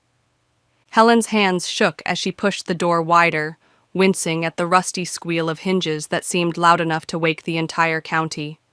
The interior revealed itself in patches of moonlight that slanted through cracks in the roof and walls, illuminating a scene that confirmed her worst fears while simultaneously flooding her with relief. Cages lined the far wall, makeshift but sturdy constructions of wire mesh and wooden frames. Inside them, she could make out the familiar silhouettes of Maplewood's missing pets. Whiskers, the Caldwell's tabby, pressed against the mesh of his enclosure with green eyes that reflected the dim light. Chester, the Hendersons' elderly beagle, lay curled in one corner of his cage, but lifted his graying head at the sound of her approach. And there, in a smaller cage near the center of the arrangement, was May's beloved Daisy, her white-whiskered face turned hopefully toward the door, as if she had never stopped expecting rescue to arrive. Helen's heart swelled with a mixture of joy and rage. The pets were alive, thin perhaps, certainly frightened, but alive and apparently unharmed. Whatever Damian's ultimate plan might be, it didn't seem to involve cruelty for its own sake. That knowledge provided some comfort, but it also raised darker questions about what purpose these innocent creatures were meant to serve in his elaborate scheme. She was reaching toward Daisy's cage when Shadow's warning growl made her freeze. The sound of footsteps on gravel outside the barn sent panic shooting through her nervous system like electricity. Heavy boots, moving with purpose toward the door she had left standing open behind her. Mrs. Lighthall. Damian's voice cut through the barn's musty air with the smooth precision of a blade, carrying no surprise at finding her there, only a kind of satisfied acknowledgement that confirmed her worst suspicions about how carefully he had been watching her movements. Helen turned slowly, her heart hammering against her ribs, and found herself facing the man who had systematically terrorized her town while wearing the mask of spiritual leadership. In the dim light filtering through the barn's walls, Damian looked less like a charismatic newcomer, and more like what he truly was, a predator who had been patiently stalking his prey. "Curiosity," he said, stepping into the barn with the confident stride of someone entering his own domain. Such a dangerous quality in small-town neighbors, though I must admit, I've been expecting this visit for some time. Shadow placed himself between Helen and Damian, his growl becoming audible and continuous. Halo barked once, sharp and furious, his usual friendliness completely abandoned in the face of genuine threat. The caged animals stirred restlessly, their anxiety feeding off the tension that filled the barn like smoke. Helen forced her voice to remain steady despite the adrenaline coursing through her system. These animals belong to families who love them. They're not yours to take. Belong? Damian's smile was thin and cold in the moonlight. Such a limited way of thinking about relationships, don't you think? I prefer to say that I'm providing them with sanctuary, protection from the chaos and neglect that passes for care in your quaint little community. Locked in cages? Helen's voice sharpened with anger. That's not sanctuary. That's imprisonment. Order requires structure, Mrs. Lighthall. Freedom without guidance becomes chaos. Surely someone with your background in business understands the necessity of controlled environments. His tone carried the patronizing quality of a teacher explaining simple concepts to a slow student. These creatures are safer here than they were wandering loose through your streets, vulnerable to traffic and predators and the careless indifference of their so-called owners. Helen's mind raced through possible responses, weighing the need to appear reasonable against her growing understanding of how dangerous this man truly was. Every instinct screamed at her to grab the dogs and run, but she couldn't leave without trying to help the imprisoned pets, and she couldn't help them without understanding more about Damian's true intentions. "What do you want with them?" she asked, keeping her voice level despite the fear that threatened to strangle her words. Damian's expression shifted slightly, revealing a glimpse of something colder and more calculating beneath his practiced charm. "They serve a purpose in a larger design, one that your limited perspective couldn't possibly comprehend. But I will say this. Their sacrifice will help ensure that Maplewood learns the lessons it needs to learn about obedience and proper reverence for authority." The word sacrifice hung in the air between them like a death sentence, and Helen felt everything inside her go cold and hard with determination. Whatever twisted plan Damian had conceived, she would not allow these innocent creatures to become pawns in his psychological warfare against her neighbors. "The only lesson Maplewood needs to learn," she said quietly, "is how to recognize a wolf in sheep's clothing." Damian's smile widened, showing too many teeth. "Perhaps, but that lesson may come too late for some students, don't you think?" Before Helen could respond, Shadow lunged forward with a bark that seemed to shake the barn's rafters, his protective instincts finally overriding his training. The sudden movement broke the spell of civilized conversation, and Helen realized that her time for gathering information had run out. "Run!" she whispered to herself, then grabbed Halo's leash and bolted for the door, Shadow racing beside them into the safety of the night. Behind them, Damian's laughter followed like an echo of approaching thunder, promising storms that would test Maplewood's courage in ways none of them had imagined. Chapter 6, The Second Body. Helen had called Sheriff Mike immediately after her terrifying encounter at Daniel's barn 2 nights ago, her voice shaking as she described the caged animals and Daniel's threatening confrontation. Mike had listened with the careful attention she had come to expect from him, asking detailed questions about the barn's layout, the animal's condition, and Daniel's exact words. "I believe you, Helen," Mike had said when she finished her account. "But belief isn't enough for a search warrant. I need concrete evidence, photographs, witnesses, something that will convince a judge that there's probable cause to search the property of a man who's been nothing but cooperative with local law enforcement." "Then I'll get you evidence," Helen had replied, already planning her return to the barn with her camera. But when she had crept back the following evening, moving through the darkness with Shadow and Halo as her silent escorts, the barn stood empty. The cages were gone, the scattered hay had been swept clean, and even the lingering scent of stressed animals had been scrubbed away with industrial thoroughness. Daniel had anticipated her next move and eliminated every trace of his crimes with the efficiency of someone who had practiced covering his tracks for years. Helen had photographed the empty space, but the images showed nothing more incriminating than a clean barn that could have housed legitimate farm equipment or seasonal decorations. Without physical proof of the imprisoned animals, her story sounded exactly like the paranoid delusions of a woman whose imagination had gotten the better of her judgment. Worse still, she couldn't bring herself to share false hope with the grieving families who continued their desperate searches. May deserved to know that Daisy was alive, but what comfort was that knowledge when Helen couldn't prove it or use it to secure the dog's rescue? Better to wait until she had actionable evidence than to raise expectations she couldn't fulfill. So Helen had spent 2 days in agonized silence, watching her neighbors post new missing pet flyers and organize additional search parties, while she carried the burden of knowing their beloved companions were alive but unreachable. The weight of that knowledge pressed against her chest like a physical thing, making every breath an effort and every casual conversation about the missing animals feel like a betrayal. Dusk fell earlier than it should have that Wednesday, or perhaps it only seemed that way because Helen had spent the day in a state of nervous exhaustion that made every shadow appear longer and more threatening than nature intended. The purple and copper sky above Maplewood carried an oppressive weight that pressed down on the town like a physical presence, and even the first tentative stars seemed reluctant to show themselves. Helen had just returned from delivering a basket of pumpkin loaves to the church, partly an excuse to check on Pastor Williams, who had seemed increasingly troubled since the hymnal incident, and partly a way to occupy her restless hands with familiar tasks that required no thought. But the simple act of kneading dough and measuring spices had failed to provide its usual comfort. Every few minutes, she found herself glancing toward the windows, checking the street for signs of lantern processions or other manifestations of Damian's growing influence over her neighbors.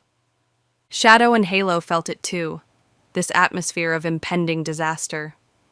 Neither dog had settled properly since their midnight encounter at the barn 2 nights ago. Shadow maintained his vigil by the kitchen door, ears twitching at sounds Helen couldn't detect, while Halo paced restlessly between rooms with the anxiety of a creature who understood that danger was approaching but couldn't identify its source or direction. It wasn't the usual evening stillness that settled over residential streets when families gathered around dinner tables and children finished homework. This quiet was different, heavier, more expectant, as though the entire town was holding its breath and waiting for something terrible to happen. Helen was arranging the last of the day's baking in her kitchen when she noticed the uneasy silence had been broken by something that made her blood run cold. The pulse of red and blue lights reflecting off her neighbors' windows, painting the familiar street in the harsh colors of emergency response. "Something's wrong," she whispered, reaching for the leashes with hands that already knew what they would find. The dogs didn't resist when she clipped their leads. Instead, they pressed close to her sides with the protective instincts that had guided them through previous encounters with Maplewood's darker mysteries. Together, they hurried toward the town square, where the flashing lights had attracted a crowd of onlookers whose hushed conversations carried the particular urgency that accompanied genuine tragedy.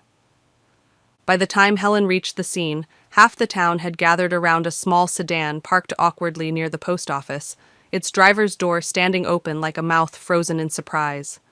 Sheriff Mike Arrington stood beside the vehicle with the calm professionalism she remembered from their previous encounters with unexplained death. But there was something in his posture, a tension around his shoulders, a tightness in his jaw, that suggested this case was troubling him more than he wanted to admit. Helen worked her way through the crowd, noting the faces around her with the analytical attention she had developed over years of reading customers' moods across a bakery counter. Fear was written clearly in every expression, but underneath it was something else, a kind of morbid fascination that spoke to humanity's uncomfortable relationship with mortality and violence. The murmur of voices washed over her in waves. They say it was sudden, just like George. Found her slumped over the steering wheel, poor thing. There were papers scattered everywhere, covered in strange marks. Helen's pulse quickened as the identity of the victim became clear through the fragmented conversations around her. Lydia Green, the quiet widow who had thrown herself into volunteer work after her husband's passing, and who had recently become one of Damian's most devoted followers, attending every lantern ceremony and hanging on his every word as if it contained the secret to salvation. May materialized at Helen's elbow, her usual collection of silver bracelets creating a nervous symphony as she wrung her hands. "Helen, it's just like George," she whispered, her voice tight with a fear that went beyond ordinary grief. "Same sudden collapse, same peaceful expression. But the papers?" She shuddered visibly. "They say she was writing when it happened. Strange symbols over and over, like she was possessed or something." Helen felt her detective instincts sharpen with attention. "I need to see." Mike spotted her approach and gave the dogs a brief nod of recognition. Their presence at crime scenes had become familiar enough that he no longer questioned their right to observe his investigations. "Helen," he said quietly, "I was wondering when you'd show up." "What happened?" she asked, keeping her voice low enough to avoid drawing attention from the surrounding crowd. "Lydia Green." A passerby found her in her car around 6 o'clock. No sign of struggle, no obvious wounds. Just... He gestured helplessly toward the vehicle. "Gone." Helen leaned closer to the sedan, studying the scene through the open door with the careful attention to detail that had served her well in previous mysteries. Lydia's body was positioned naturally behind the steering wheel, her head tilted back against the seat as if she had simply closed her eyes for a brief rest. But it was the notebook that lay open on her lap that captured Helen's attention and held it with growing unease. The pages were covered with frantic scrawls, circles and crosses, crescent moons and angular marks that might have been letters in some unknown alphabet. But these weren't the careful symbols of someone channeling spiritual messages or recording mystical visions. The ink blotched where the pen had pressed too hard. The lines overlapped and intersected with the desperate repetition of someone driven by compulsion rather than inspiration. "She was frightened," Helen said with quiet certainty. "These aren't sacred symbols. They're the doodles of a terrified mind trying to process something it couldn't understand." Mike studied her face with the attention of someone who had learned to trust her observations, even when they contradicted more obvious explanations. "What makes you say that?" "The pressure marks in the paper, the way the patterns repeat and overlap. I've seen this kind of obsessive scribbling before. Customers who came into the bakery after receiving bad news, unconsciously drawing while they tried to process shock or fear." Helen pointed to a section where the pen had torn through the paper entirely. "This isn't divine inspiration. This is panic." By now the crowd had grown restless with speculation, and Helen could hear the familiar pattern of rumors beginning to take shape. A teenager whispered something about curses fulfilling their promise. Mrs. Callahan declared loudly that the symbols matched illustrations in an old folklore book she'd been studying.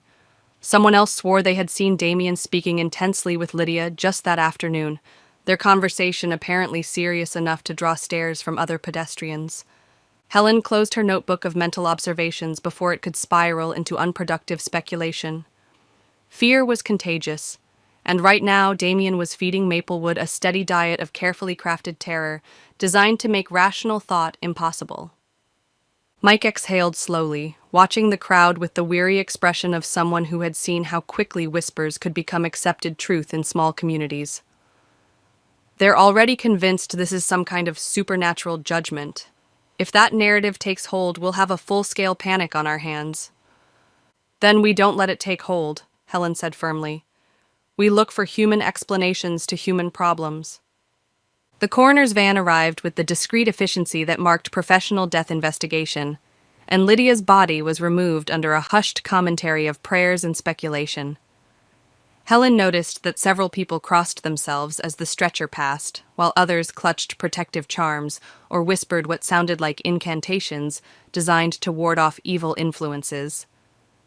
As the official investigation continued around them, Helen found herself studying the crowd with new eyes, noting who seemed genuinely grief-stricken and who appeared more excited than saddened by the evening's tragedy. Death brought out both the best and worst in human nature, and she had learned that the most dangerous individuals were often those who saw opportunity where others saw only loss. May walked her partway home, both women moving slowly through streets that felt less familiar and safe than they had just hours before. 2 deaths in a week, May said quietly. Helen, people are saying Damian predicted this, that he warned Lydia about the spiritual dangers of doubting his guidance. Helen stopped walking, the implications hitting her like a physical blow. He what? Mrs. Patterson heard him talking to her after the lantern ceremony 2 nights ago. Something about how dangerous it was to question divine messages, how doubt could invite dark forces into a person's heart. May's voice dropped to barely above a whisper. And now she's dead, with those symbols covering her notebook like she was trying to write her way out of some kind of spiritual trap. The manipulation was breathtakingly cruel in its sophistication. Damian had identified Lydia as someone beginning to question his authority. Perhaps she had started to see through his carefully constructed mystique, and had systematically terrorized her into the kind of psychological state that could trigger whatever method he was using to kill his victims. It wasn't spiritual forces, Helen said grimly. It was a man who knows exactly how to push people past their breaking point. That night, Helen sat at her kitchen table with a cup of tea she couldn't taste, making notes by lamplight while Shadow kept watch and Halo pressed his warm bulk against her feet. The pattern was becoming clearer with each victim. Damian identified potential threats to his growing influence, isolated them psychologically through fear and manipulation, then eliminated them using methods that appeared natural but were actually carefully planned murder. George had been the skeptical businessman, too practical to be swayed by mystical promises. Lydia had been the devoted follower who was beginning to ask uncomfortable questions about her leader's true intentions. Both had died in ways that reinforced rather than challenged Damian's narrative about spiritual forces judging the unfaithful. He's not just collecting animals, Helen murmured to her canine companions. He's eliminating opposition, and he's making their deaths serve his larger purpose of controlling the town through terror. Shadow lifted his head from his paws, ears twitching toward sounds beyond Helen's perception.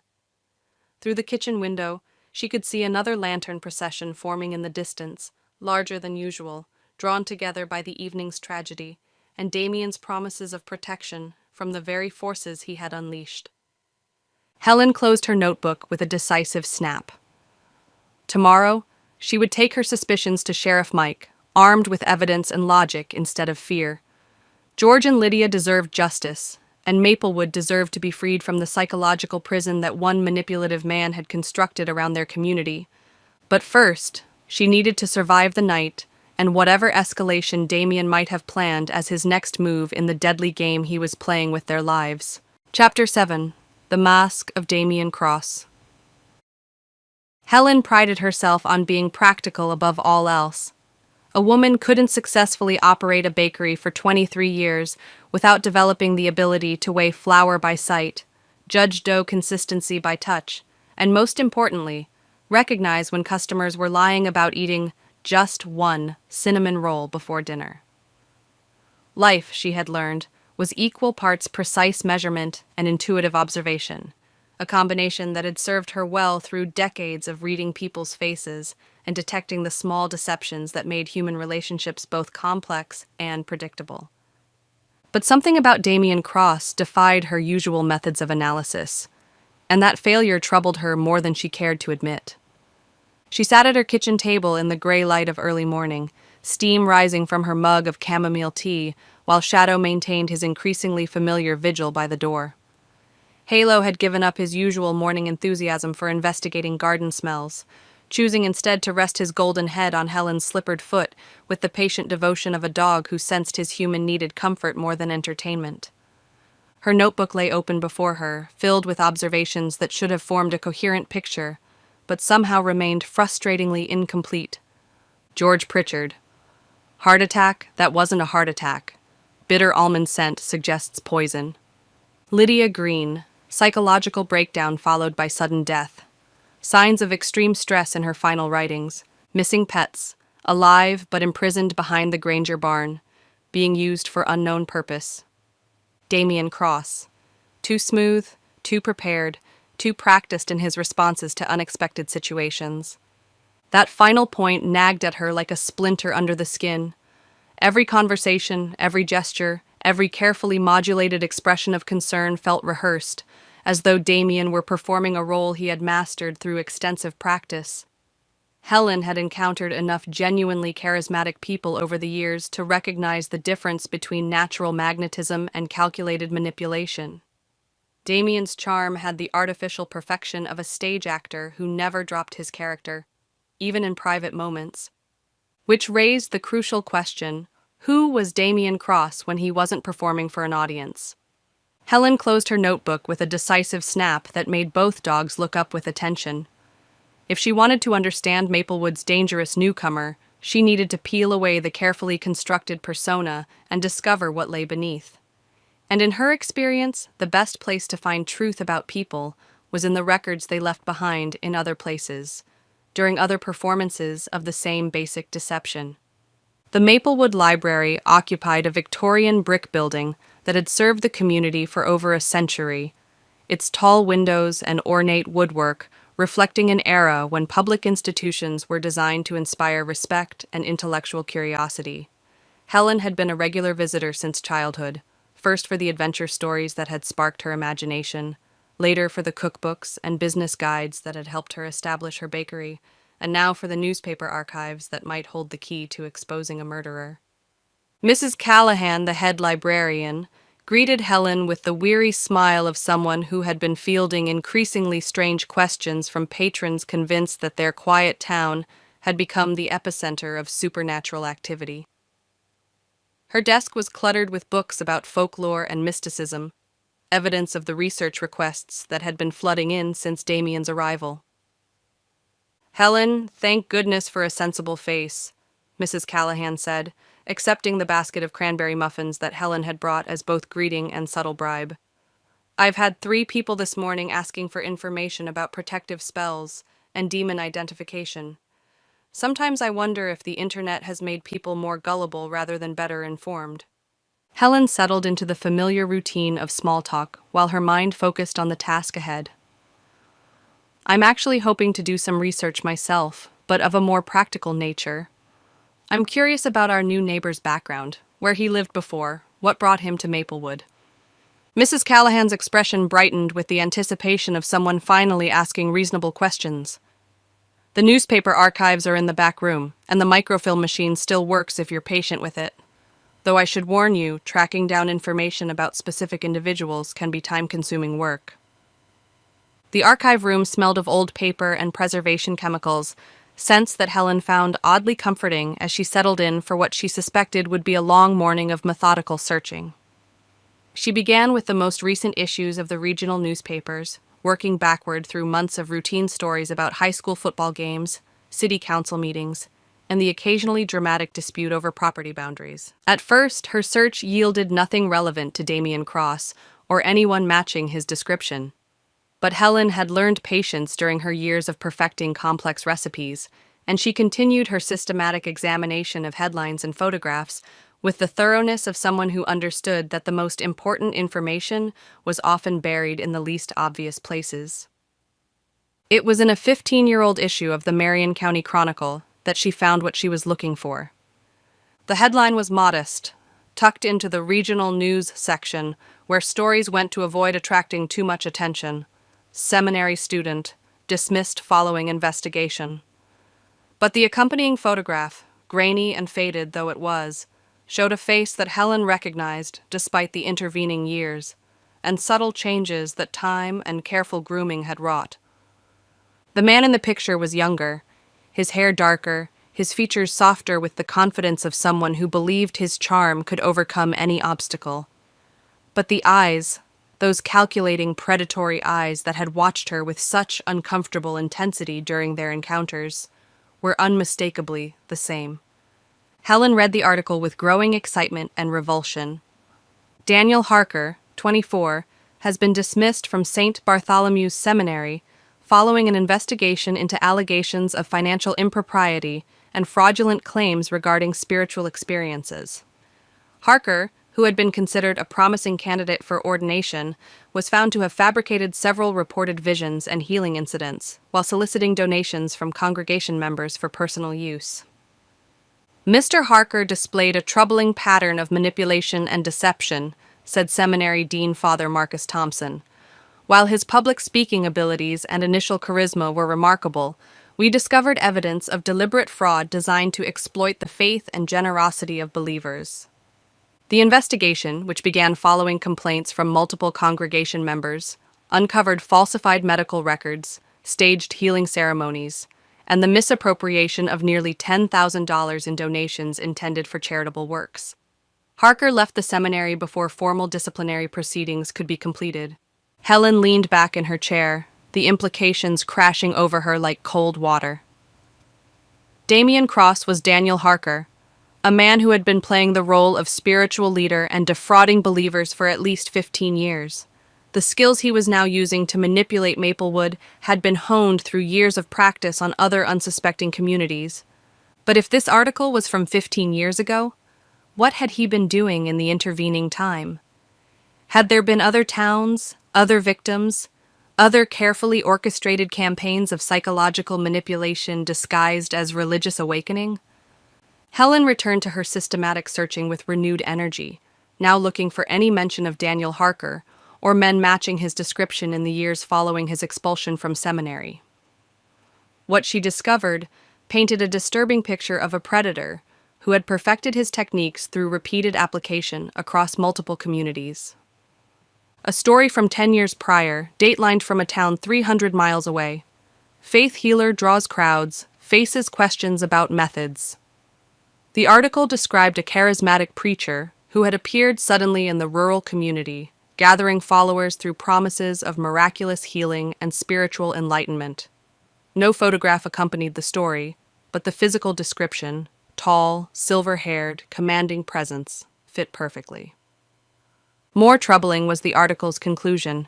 The mysterious healer had vanished overnight after several congregation members began asking uncomfortable questions about his background and the legitimacy of his claimed miracles. He had left behind nothing but confused followers and depleted church coffers. 5 years later, another story from yet another small town. Traveling preacher promises miracles, disappears amid scandal.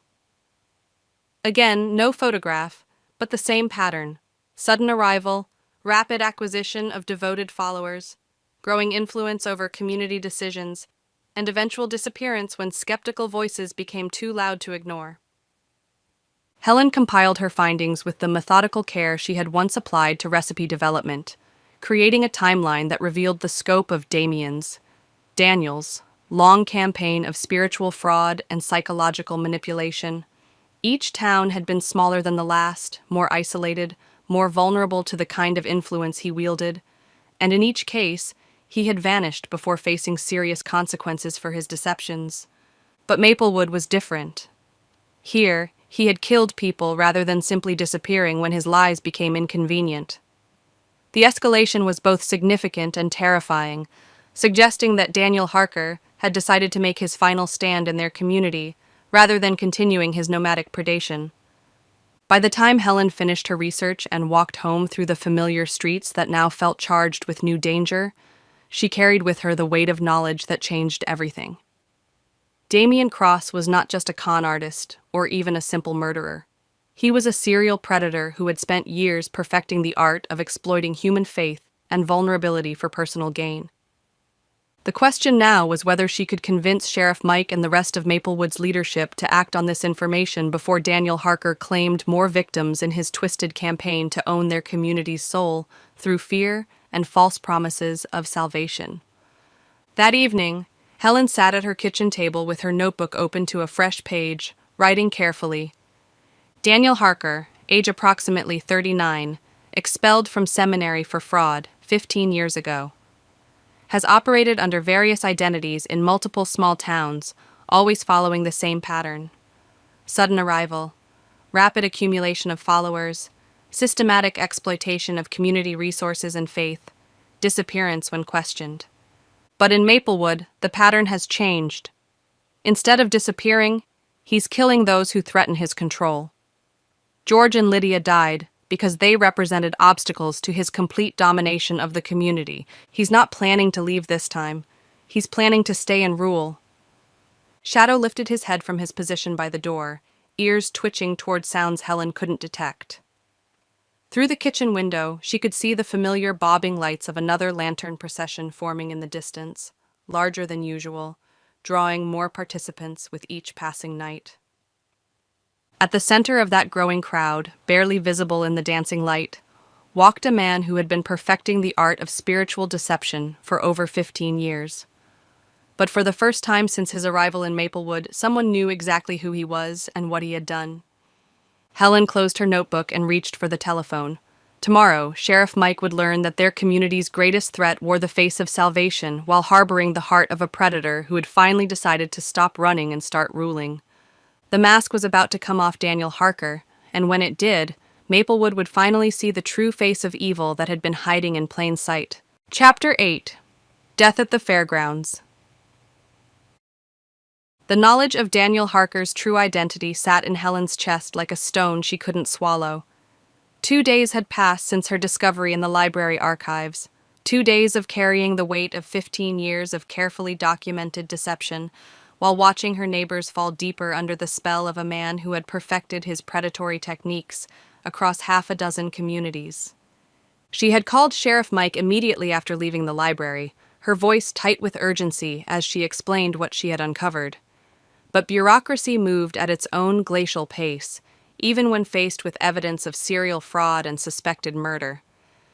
Mike needed time to coordinate with other jurisdictions, to build a case that would hold up in court, to gather the kind of official documentation that would convince a judge to issue warrants.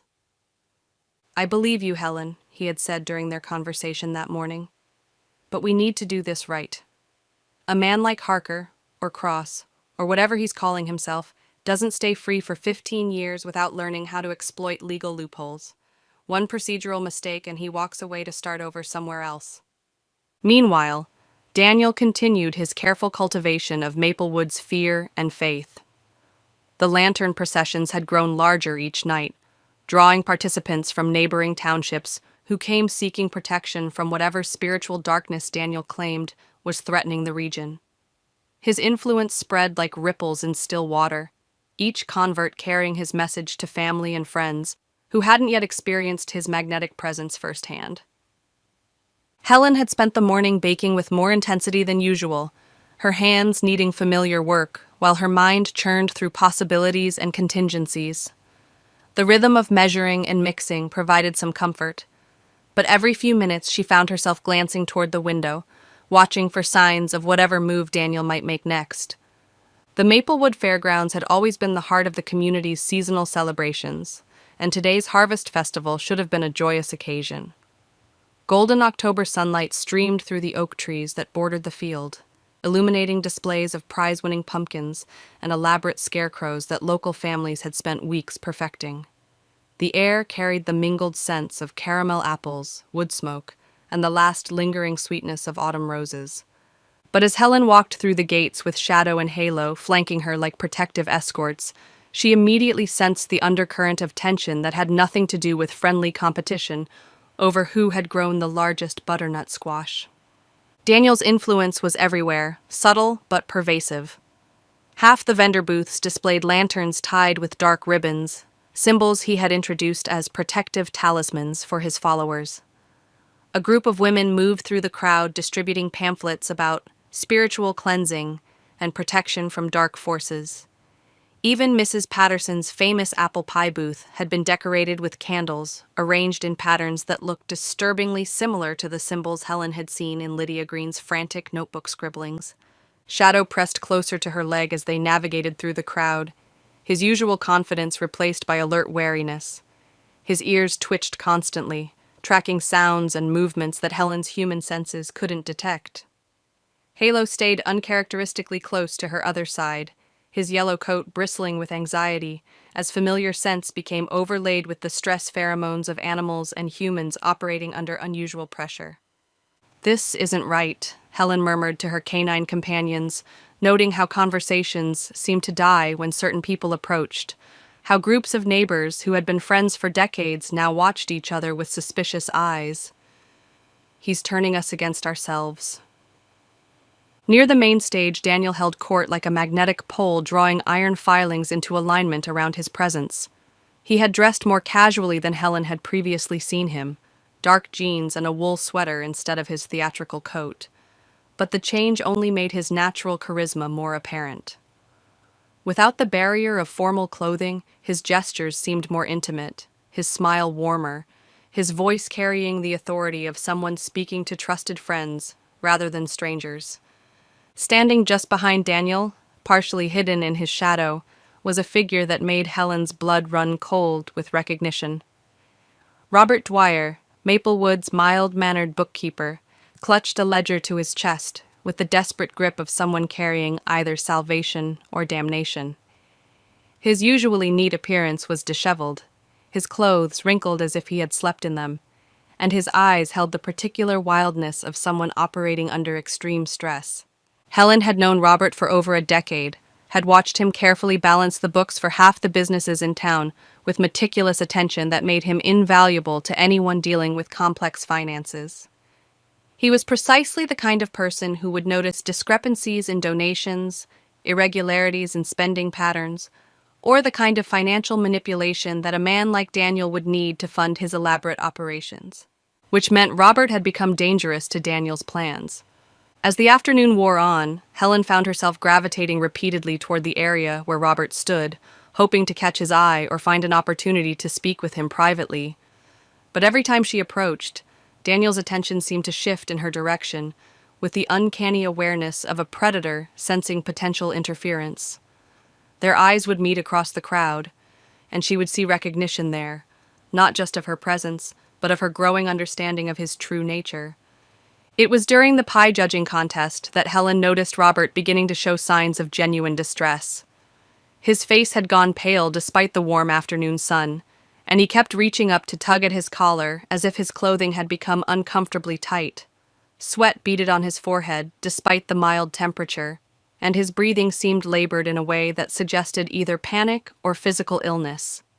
Helen started moving toward him, her instincts screaming that something was wrong, but the crowd of contest spectators blocked her path.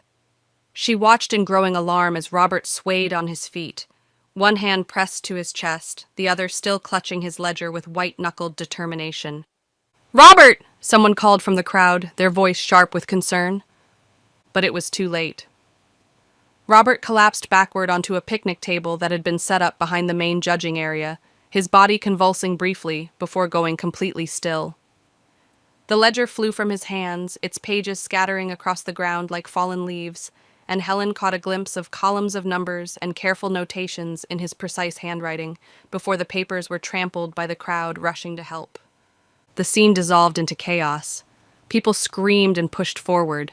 Children cried in confusion. Vendors abandoned their stalls to see what was happening.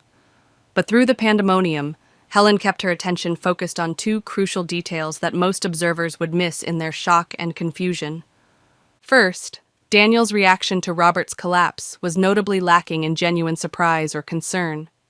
While everyone else displayed natural human responses to unexpected tragedy, gasps of shock, immediate movement toward the victim, voices raised in alarm, Daniel remained unnaturally calm, observing the scene with the detached interest of someone watching a play unfold exactly as scripted.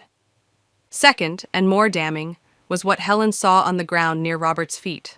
A small glass vial, barely visible among the scattered papers and trampled grass, containing traces of liquid that caught the afternoon sunlight with an oily rainbow sheen. By the time Sheriff Mike arrived with his deputies and the county coroner, Robert's body had been covered with a red-checked tablecloth from the pie contest, and the immediate area had been cleared of spectators. But Helen had managed to position herself close enough to observe the initial examination and to point out the vial to Mike with a subtle gesture that wouldn't attract attention from the watching crowd. "Same pattern as George and Lydia?" Mike asked quietly, his voice pitched low enough that only Helen could hear. "Same sudden collapse, same lack of obvious cause," Helen confirmed. "But this time there's physical evidence of the delivery method." Mike nodded grimly and instructed one of his deputies to photograph and collect the vial before any contamination could occur. The preliminary examination revealed what Helen had expected: traces of the same bitter almond scent that had marked George's death, suggesting the use of a fast-acting poison that mimicked natural heart failure. As the official investigation continued around them, Helen found herself studying the scattered pages of Robert's ledger with growing understanding. The numbers told a story of financial irregularities that painted Daniel as something far more dangerous than a simple con artist. Large cash deposits with no clear source, payments to individuals who didn't exist, and most damning of all, a pattern of accounting that suggested systematic embezzlement from the community organizations that had trusted Robert to manage their finances. "He was keeping records," Helen said to Mike as they walked away from the immediate crime scene. "That's why he had to die." "What kind of records?" "Financial proof that Daniel has been stealing from the church collection, the community fund, probably half the civic organizations in town. Robert would have been the one person who could provide concrete evidence of fraud that would hold up in court." Mike's expression darkened as he absorbed the implications.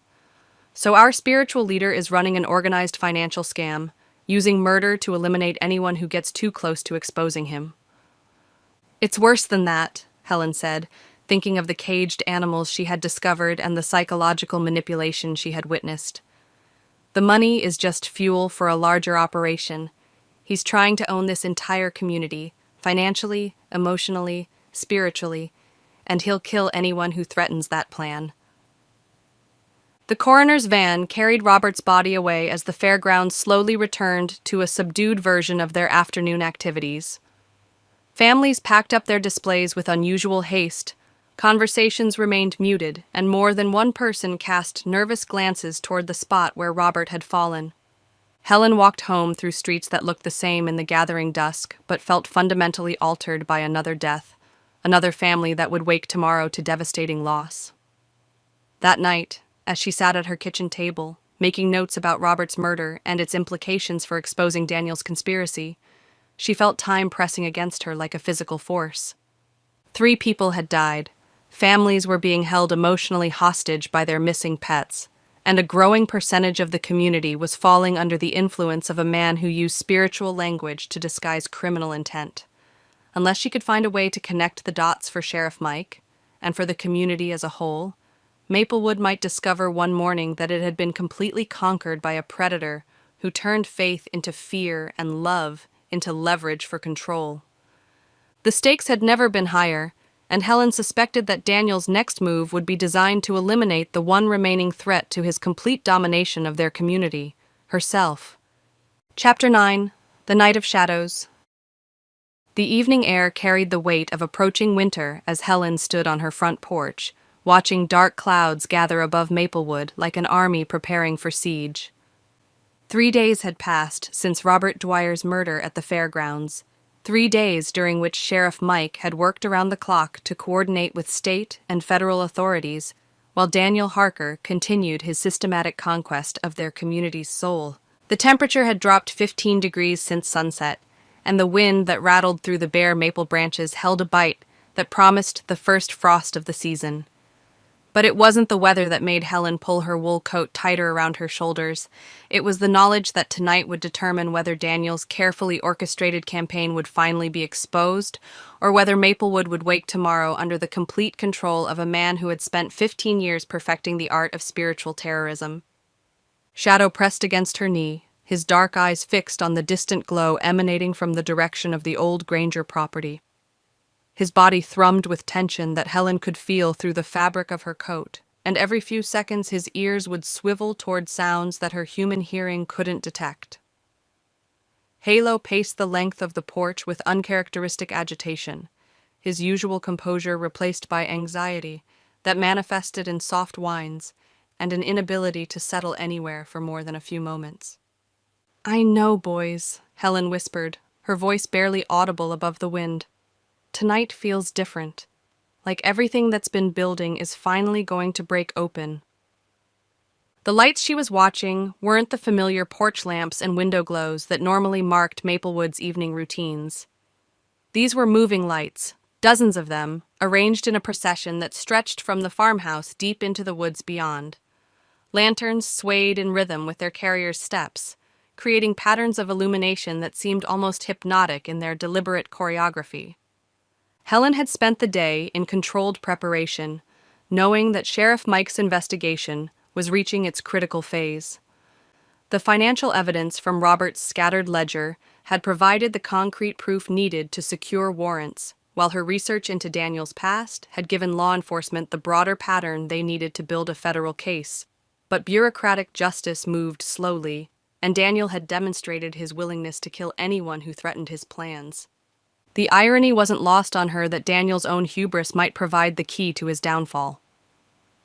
By calling for tonight's gathering, advertised throughout the region as a ceremony of cleansing and renewal, he was consolidating his followers in one location where they could all witness his exposure. The invitation had been distributed widely, drawing participants not just from Maplewood, but from surrounding counties, people who had traveled significant distances to participate in what Daniel promised would be his most powerful spiritual working yet. Helen checked her watch. Nearly 9 o'clock. Sheriff Mike should be in position by now, along with the state police units that had been discreetly stationed around the Old Stone Circle, where intelligence suggested the ceremony would take place. The plan was elegant in its simplicity. Allow Daniel to begin his ritual, gather evidence of his manipulation techniques, then move in with enough witnesses present to prevent him from spinning the arrest as religious persecution. She clipped the leashes to Shadow and Halo's collars and stepped into the night, feeling the familiar weight of their presence beside her as both comfort and protection. Whatever confrontation awaited in the woods beyond the Granger property, she wouldn't face it alone, and more importantly, she wouldn't allow Daniel to harm the innocent animals he had been using as leverage against their families. The procession was larger than any Helen had previously witnessed. Cars lined the country roads for half a mile in either direction, their occupants having traveled from communities throughout the region. She counted at least 80 people moving through the woods in organized formations, their lanterns creating a river of light that flowed between the trees toward the ancient stone circle that local historians claimed had been built by the area's earliest settlers.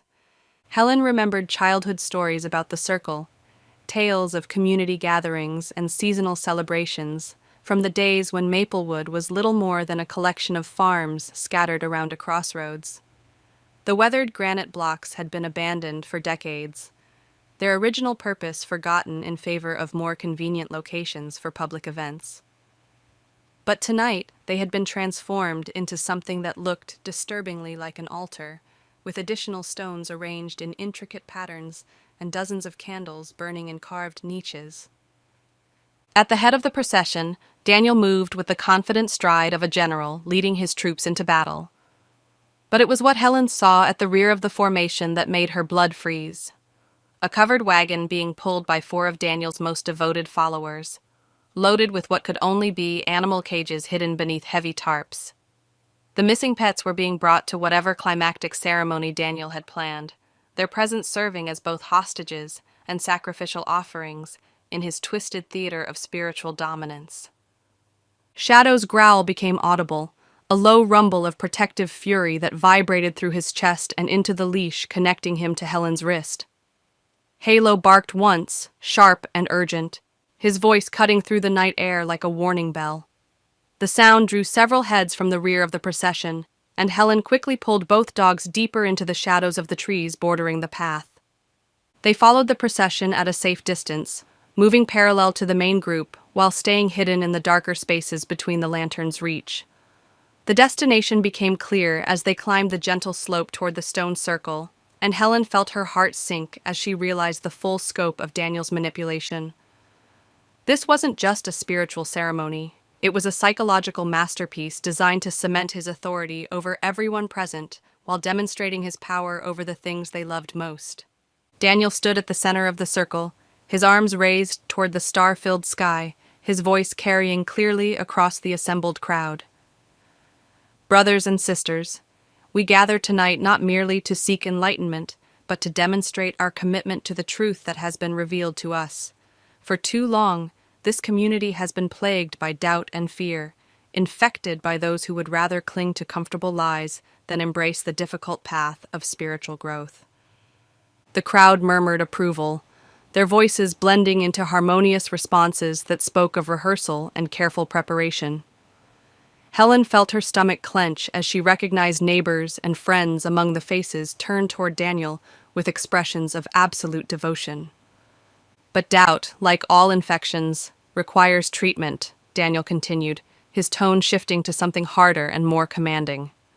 Tonight, we will demonstrate what happens to those who choose willful blindness over divine revelation.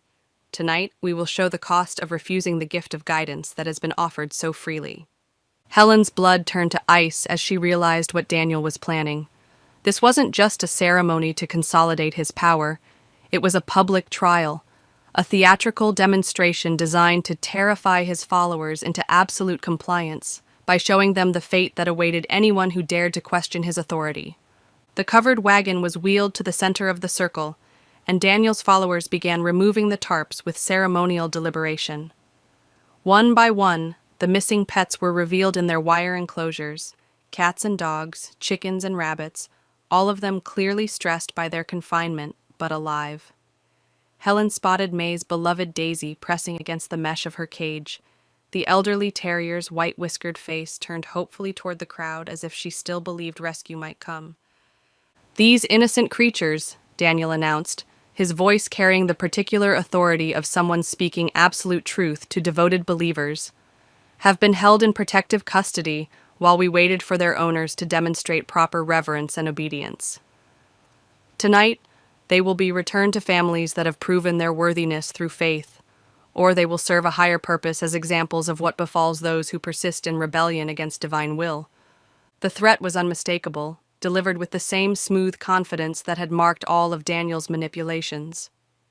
But Helen also heard something else in his voice, a subtle tension that suggested his apparent control might not be as complete as he wanted his followers to believe. As if summoned by her thoughts, Sheriff Mike's voice cut through the night air like a blade. "Daniel Harker, you're under arrest for murder, fraud, and multiple counts of animal theft. Everyone step away from the cages and keep your hands visible." Flashlights blazed from multiple directions as law enforcement officers emerged from concealment, surrounding the stone circle with professional efficiency. But Daniel wasn't finished. With the cornered desperation of a predator whose hunting grounds had been exposed, he lunged toward the nearest cage, pulling a familiar glass vial from his coat pocket. "You want them back?" he screamed, his composure finally shattered. "Then watch them die the same way your interfering friends died." Shadow's protective instincts exploded into action. The black dog launched himself at Daniel with a growl that seemed to shake the ancient stones, his powerful jaws clamping down on the wrist holding the poison. The vial flew from Daniel's hand and shattered against one of the granite blocks, its contents spreading harmlessly across the weathered stone. Halo barked frantically, adding his voice to the chaos as Daniel struggled against Shadow's grip. But the dog held firm, his loyalty to Helen and protective instincts toward the innocent animals overriding any concern for his own safety. Mike and his officers moved quickly, subduing Daniel with professional efficiency, while Shadow released his grip and returned to Helen's side, his tail wagging with the satisfaction of a job well done. The transformation was complete. The man who had terrorized Maplewood with carefully crafted charisma was now just another criminal in handcuffs, his power broken by the simple act of being seen clearly for what he truly was. "The animals," Helen said urgently, moving toward the cages. "They need to get home to their families." The next hour passed in a blur of joyful reunions as pets were returned to owners who had spent weeks fearing they would never see their beloved companions again. May sobbed as she held Daisy close, the elderly terrier licking her face with desperate affection. The Henderson family surrounded Chester with gentle hands and soothing voices, reassuring the old beagle that he was safe and loved. As the crowd dispersed and Daniel was led away to face justice for crimes spanning over 15 years, Helen found herself standing in the stone circle with Shadow and Halo, watching the taillights disappear through the trees. The ancient stones stood silent once again, their shadows no longer holding the threat of human evil, but only the natural darkness that came with the turning of seasons. Maplewood was free, its people wiser for having survived their encounter with a predator who had worn the mask of salvation while harboring the heart of destruction. Chapter 10. The Devil Unmasked. The courthouse in the county seat hadn't seen this much activity since the Henderson bank robbery trial 15 years earlier. By 8 in the morning, reporters from 3 states had gathered on the courthouse steps, their cameras and microphones creating a forest of modern technology around the neoclassical columns that had stood witness to rural justice for over a century. News vans lined the street, their satellite dishes pointed skyward like offerings to the gods of 24-hour coverage. Helen sat in her truck across the street, shadow and halo pressed against the windows as they watched the media circus with canine curiosity. She had driven to the county seat not to satisfy any morbid fascination with Daniel Harker's arraignment, but because she needed to see the end of this story with her own eyes. Too many sleepless nights had been haunted by the possibility that Daniel's silver tongue might somehow charm his way out of the consequences that 15 years of predation had finally brought to his door. Sheriff Mike had called her at dawn with the preliminary results of the state police investigation. What they had uncovered in Daniel's rented farmhouse made Helen's stomach turn, even as it vindicated every suspicion she had harbored about Maplewood's charismatic destroyer. The basement had been converted into what could only be described as a command center for psychological warfare. Detailed files on every resident of Maplewood filled several filing cabinets.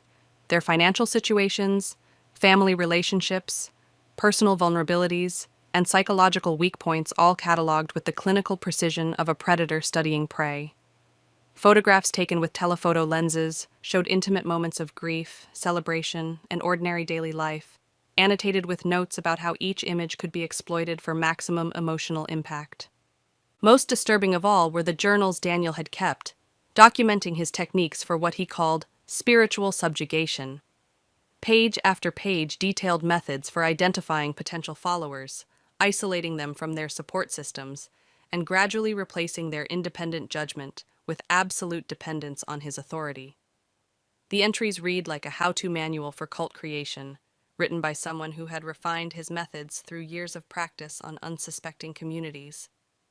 "He's been planning this for months," Mike had explained during their phone conversation. "The purchase of the Granger property, the research into every family in town, even the timing of his arrival. It was all calculated to exploit our particular vulnerabilities at our most susceptible moment." Helen thought about the economic uncertainty that had been plaguing rural communities like Maplewood, the way traditional support systems had been eroding under the pressure of social change and economic hardship. Daniel had identified a community ripe for exploitation and had moved in like a cancer, using people's genuine spiritual hunger against them. The courthouse doors opened at 9 o'clock sharp, and Daniel Harker was led inside wearing the orange jumpsuit of the county jail. The transformation was startling. Without his carefully chosen wardrobe and theatrical props, he looked smaller somehow, diminished.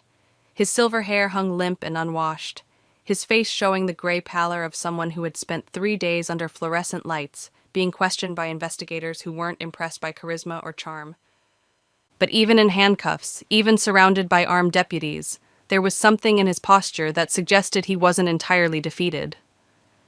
Helen recognized the calculating look in his eyes as he scanned the crowd of reporters and onlookers, already working through possibilities for damage control and image rehabilitation. The arraignment itself was a brief, business-like affair. Judge Margaret Hendricks, no relation to the Hendersons whose beagle Chester had been among the rescued animals, read the charges in a steady voice that somehow made the crime sound even more horrific through its matter-of-fact delivery. Murder in the first degree, 3 counts, conspiracy to commit fraud, theft by deception, aggravated animal cruelty, extortion, and racketeering. The list went on for nearly 5 minutes, each charge representing a different aspect of the systematic campaign Daniel had waged against communities throughout the region. Helen listened to the legal language that reduced George Pritchard's death, Lydia Green's terror, and Robert Dwyer's desperate attempt to expose the truth to mere line items in an indictment. When asked to enter a plea, Daniel stood slowly, his handcuffs clinking softly in the silent courtroom. For a moment, Helen thought she saw a flicker of the old magnetic presence, the charismatic authority that had drawn so many people into his web of deception and control. "Your Honor," he said, his voice carrying clearly to every corner of the packed courtroom. "I plead not guilty to all charges.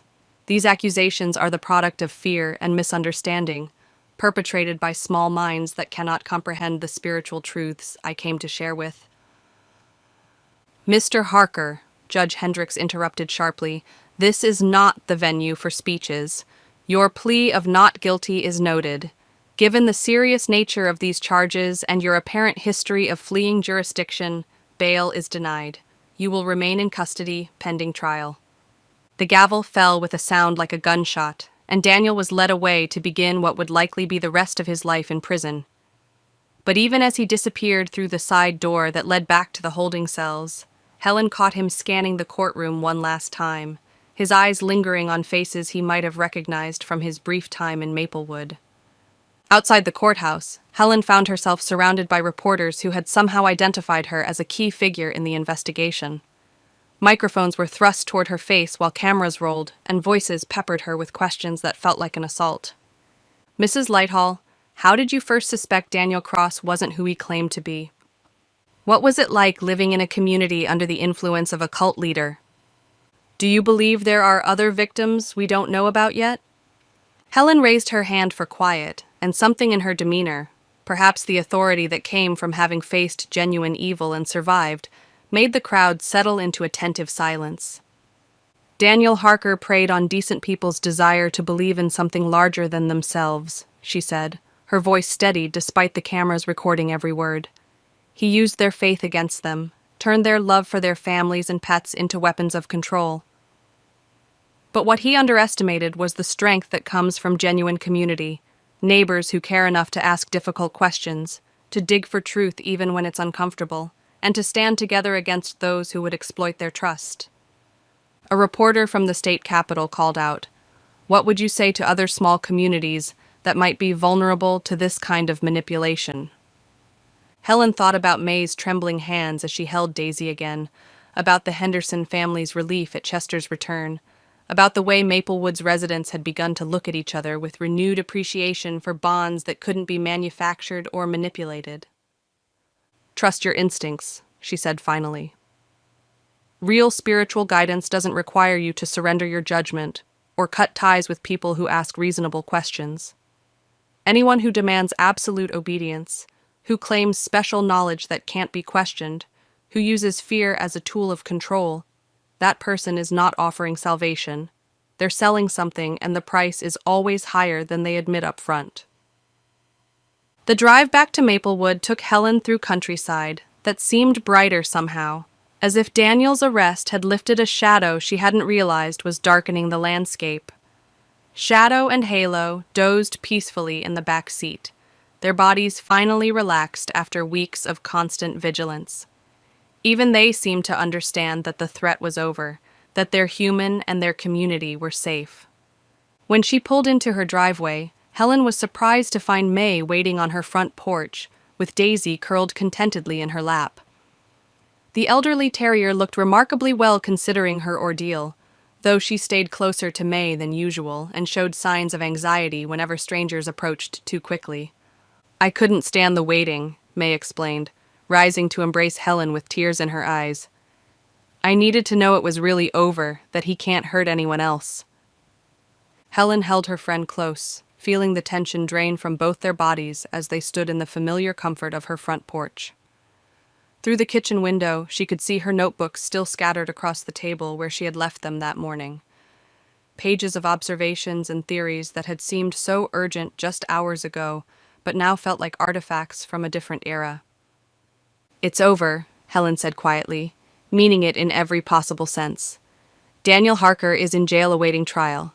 The missing pets are home with their families, and Maplewood can begin to heal from what he put us through."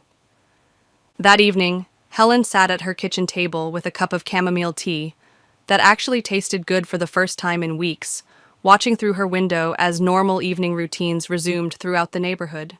Children played in yards that had been empty during the worst of the crisis. Porch lights stayed on as people reclaimed their evening walks. The coffee shop had extended its hours, and Murphy's General Store was advertising a welcome home special for families reunited with their pets. Most significantly, People were talking to each other again, not in hushed, fearful whispers, but with the open warmth that had always been Maplewood's defining characteristic. The community was remembering how to trust itself, how to distinguish between genuine spiritual seeking and predatory manipulation disguised as salvation. Helen opened her notebook to a fresh page and wrote a final entry. Daniel Harker has been arrested and will face justice for crimes spanning 15 years and multiple communities. The missing pets have been returned to families who love them. Maplewood has survived its encounter with evil and emerged stronger, wiser, and more united than before. Some storms test a community's foundations, but this one proved that our foundations are built on trust, compassion, and the willingness to stand together when darkness threatens to divide us. She closed the notebook and put it away with her recipe cards, another story completed and filed among the chronicles of a life lived in service to truth and community. Tomorrow would bring new challenges, new mysteries perhaps, but tonight she could rest in the satisfaction of knowing that justice had prevailed and that good people really could triumph over those who sought to exploit their decency. Outside her window, Maplewood slept peacefully under stars that seemed brighter than they had in weeks, and Helen drifted off to sleep with 2 faithful dogs keeping watch, and the knowledge that she had helped preserve something precious from those who would have destroyed it for their own selfish gain. Chapter 11. Light at Dawn.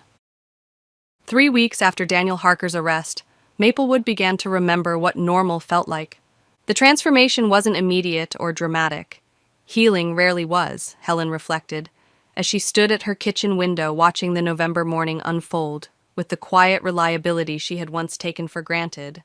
But the signs were there for anyone who knew how to read them. Children walked to school in loose groups instead of hurried clusters, their laughter carrying on the crisp air without the underlying nervousness that had marked the darker weeks. Mrs. Patterson's rooster crowed from his pen with renewed authority, as if reclaiming territory that had temporarily fallen under hostile occupation. Most telling of all, people were making eye contact again. The suspicious glances and hurried conversations that had characterized Daniel's reign of psychological terror were giving way to the kind of casual, comfortable interactions that had always been Maplewood's signature. Neighbors lingered over fences to discuss the weather and their weekend plans, rather than searching each other's faces for signs of hidden loyalties or dangerous thoughts. Helen had spent the morning responding to letters, dozens of them, from journalists seeking follow-up interviews, from other small communities asking for advice about identifying potential predators, and surprisingly, from law enforcement agencies interested in her methods for recognizing patterns of spiritual manipulation. Sheriff Mike had warned her that the case would likely generate significant attention, but she hadn't anticipated becoming an accidental expert on the intersection of faith and fraud. "The FBI wants to interview you next week," Mike had explained during his visit the previous evening. "They're developing training materials for rural law enforcement about cult recruitment tactics. Apparently, your observations about Daniel's techniques have been helpful in identifying similar patterns in other cases." The idea of federal agents sitting in her kitchen, discussing her notes over homemade coffee cake, struck Helen as surreal. 3 months ago, her greatest investigative challenge had been determining which customers were sneaking extra samples of her cinnamon bread. Now, she was being consulted about criminal psychology by people who made careers out of understanding the darker aspects of human nature. Shadow and Halo had adapted to their post-crisis existence with the resilience that seemed characteristic of animals who lived in the moment, rather than dwelling on past trauma. Shadow still maintained a more vigilant attitude than he had before Daniel's arrival, but his alertness felt protective rather than anxious. He had claimed the role of neighborhood watch captain, greeting familiar faces with tail wags and regarding strangers with polite but thorough assessment. Halo had thrown himself into the business of being a therapy dog, without any formal training for the role. Word had spread through Maplewood about his gentle nature and intuitive understanding of human distress, and Helen regularly found herself walking him to visit elderly neighbors who needed company or families still processing the psychological impact of Daniel's manipulation. The yellow Labrador seemed to understand that some healing required nothing more complicated than a warm presence and patient listening. May had become a regular fixture at Helen's kitchen table, bringing her own contributions to the informal debriefing sessions that had evolved naturally as the community worked through its collective trauma. Daisy, fully recovered from her imprisonment but still reluctant to let May out of her sight, had established herself as the unofficial mascot of these gatherings.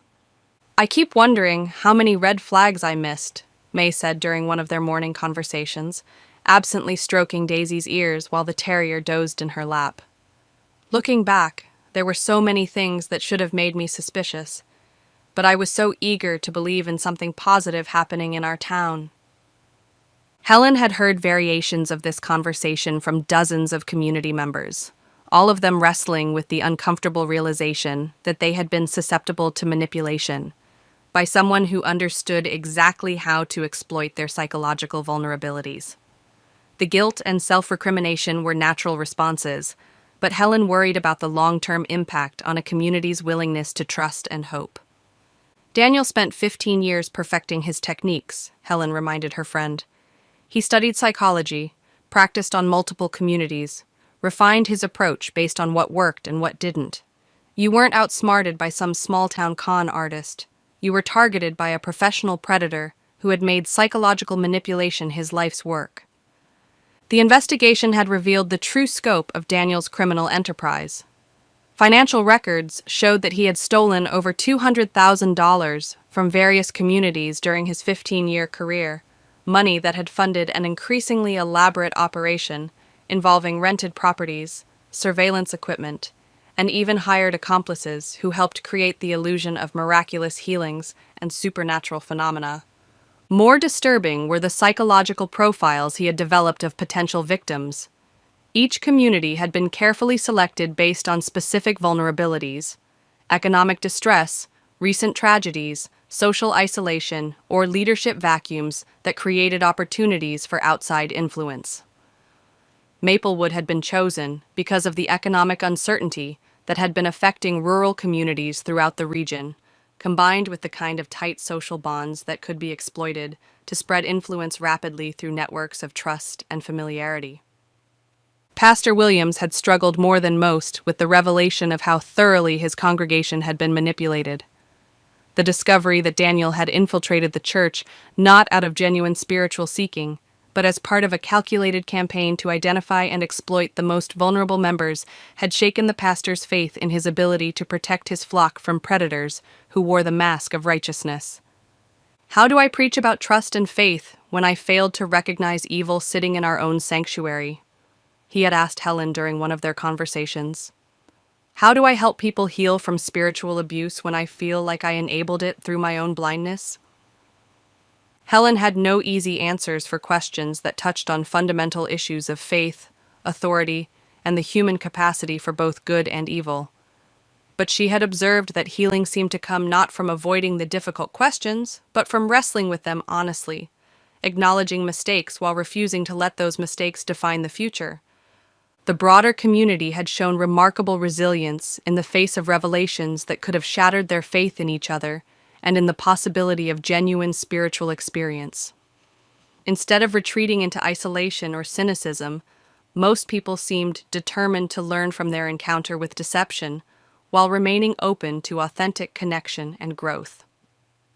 The monthly town meetings had become more engaged and participatory as residents took more active roles in community decision-making rather than deferring to charismatic leaders or traditional authorities.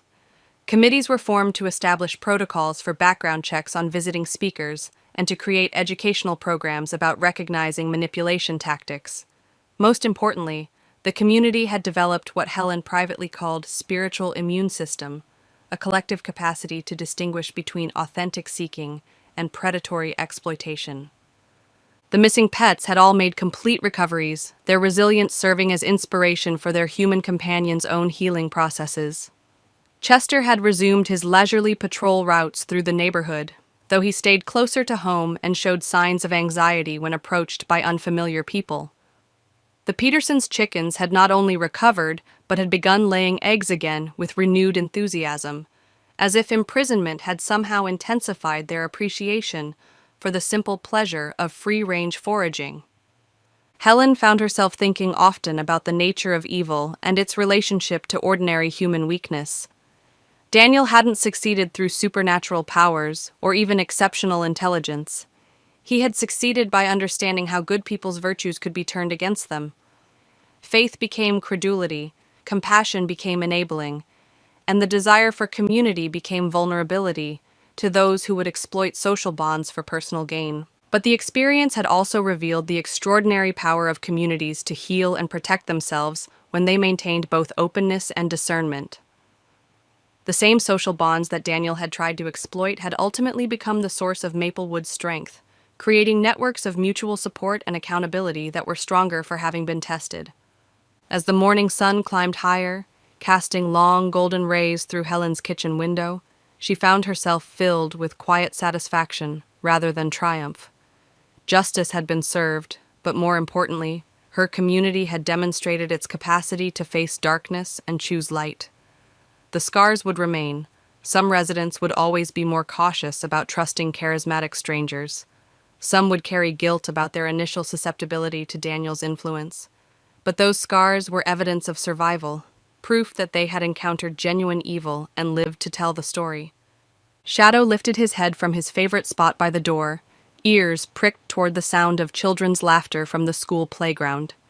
His tail wagged slowly, as if acknowledging that all was right with his world. Halo stretched and yawned from his position beside Helen's chair, then padded over to rest his head on her knee with the contented sigh of a dog whose humans were safe and whose territory was secure. Helen reached down to stroke his soft ears, thinking about the letters she still needed to answer and the interviews that lay ahead.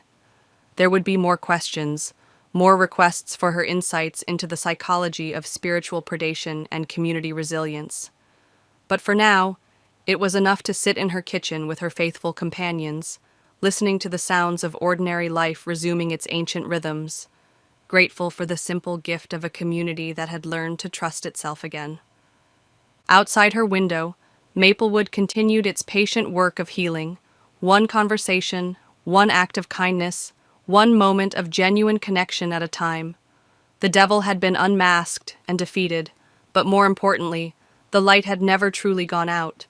It had only been waiting for people to remember how to see it clearly and how to kindle it in each other when darkness threatened to overwhelm their small corner of the world.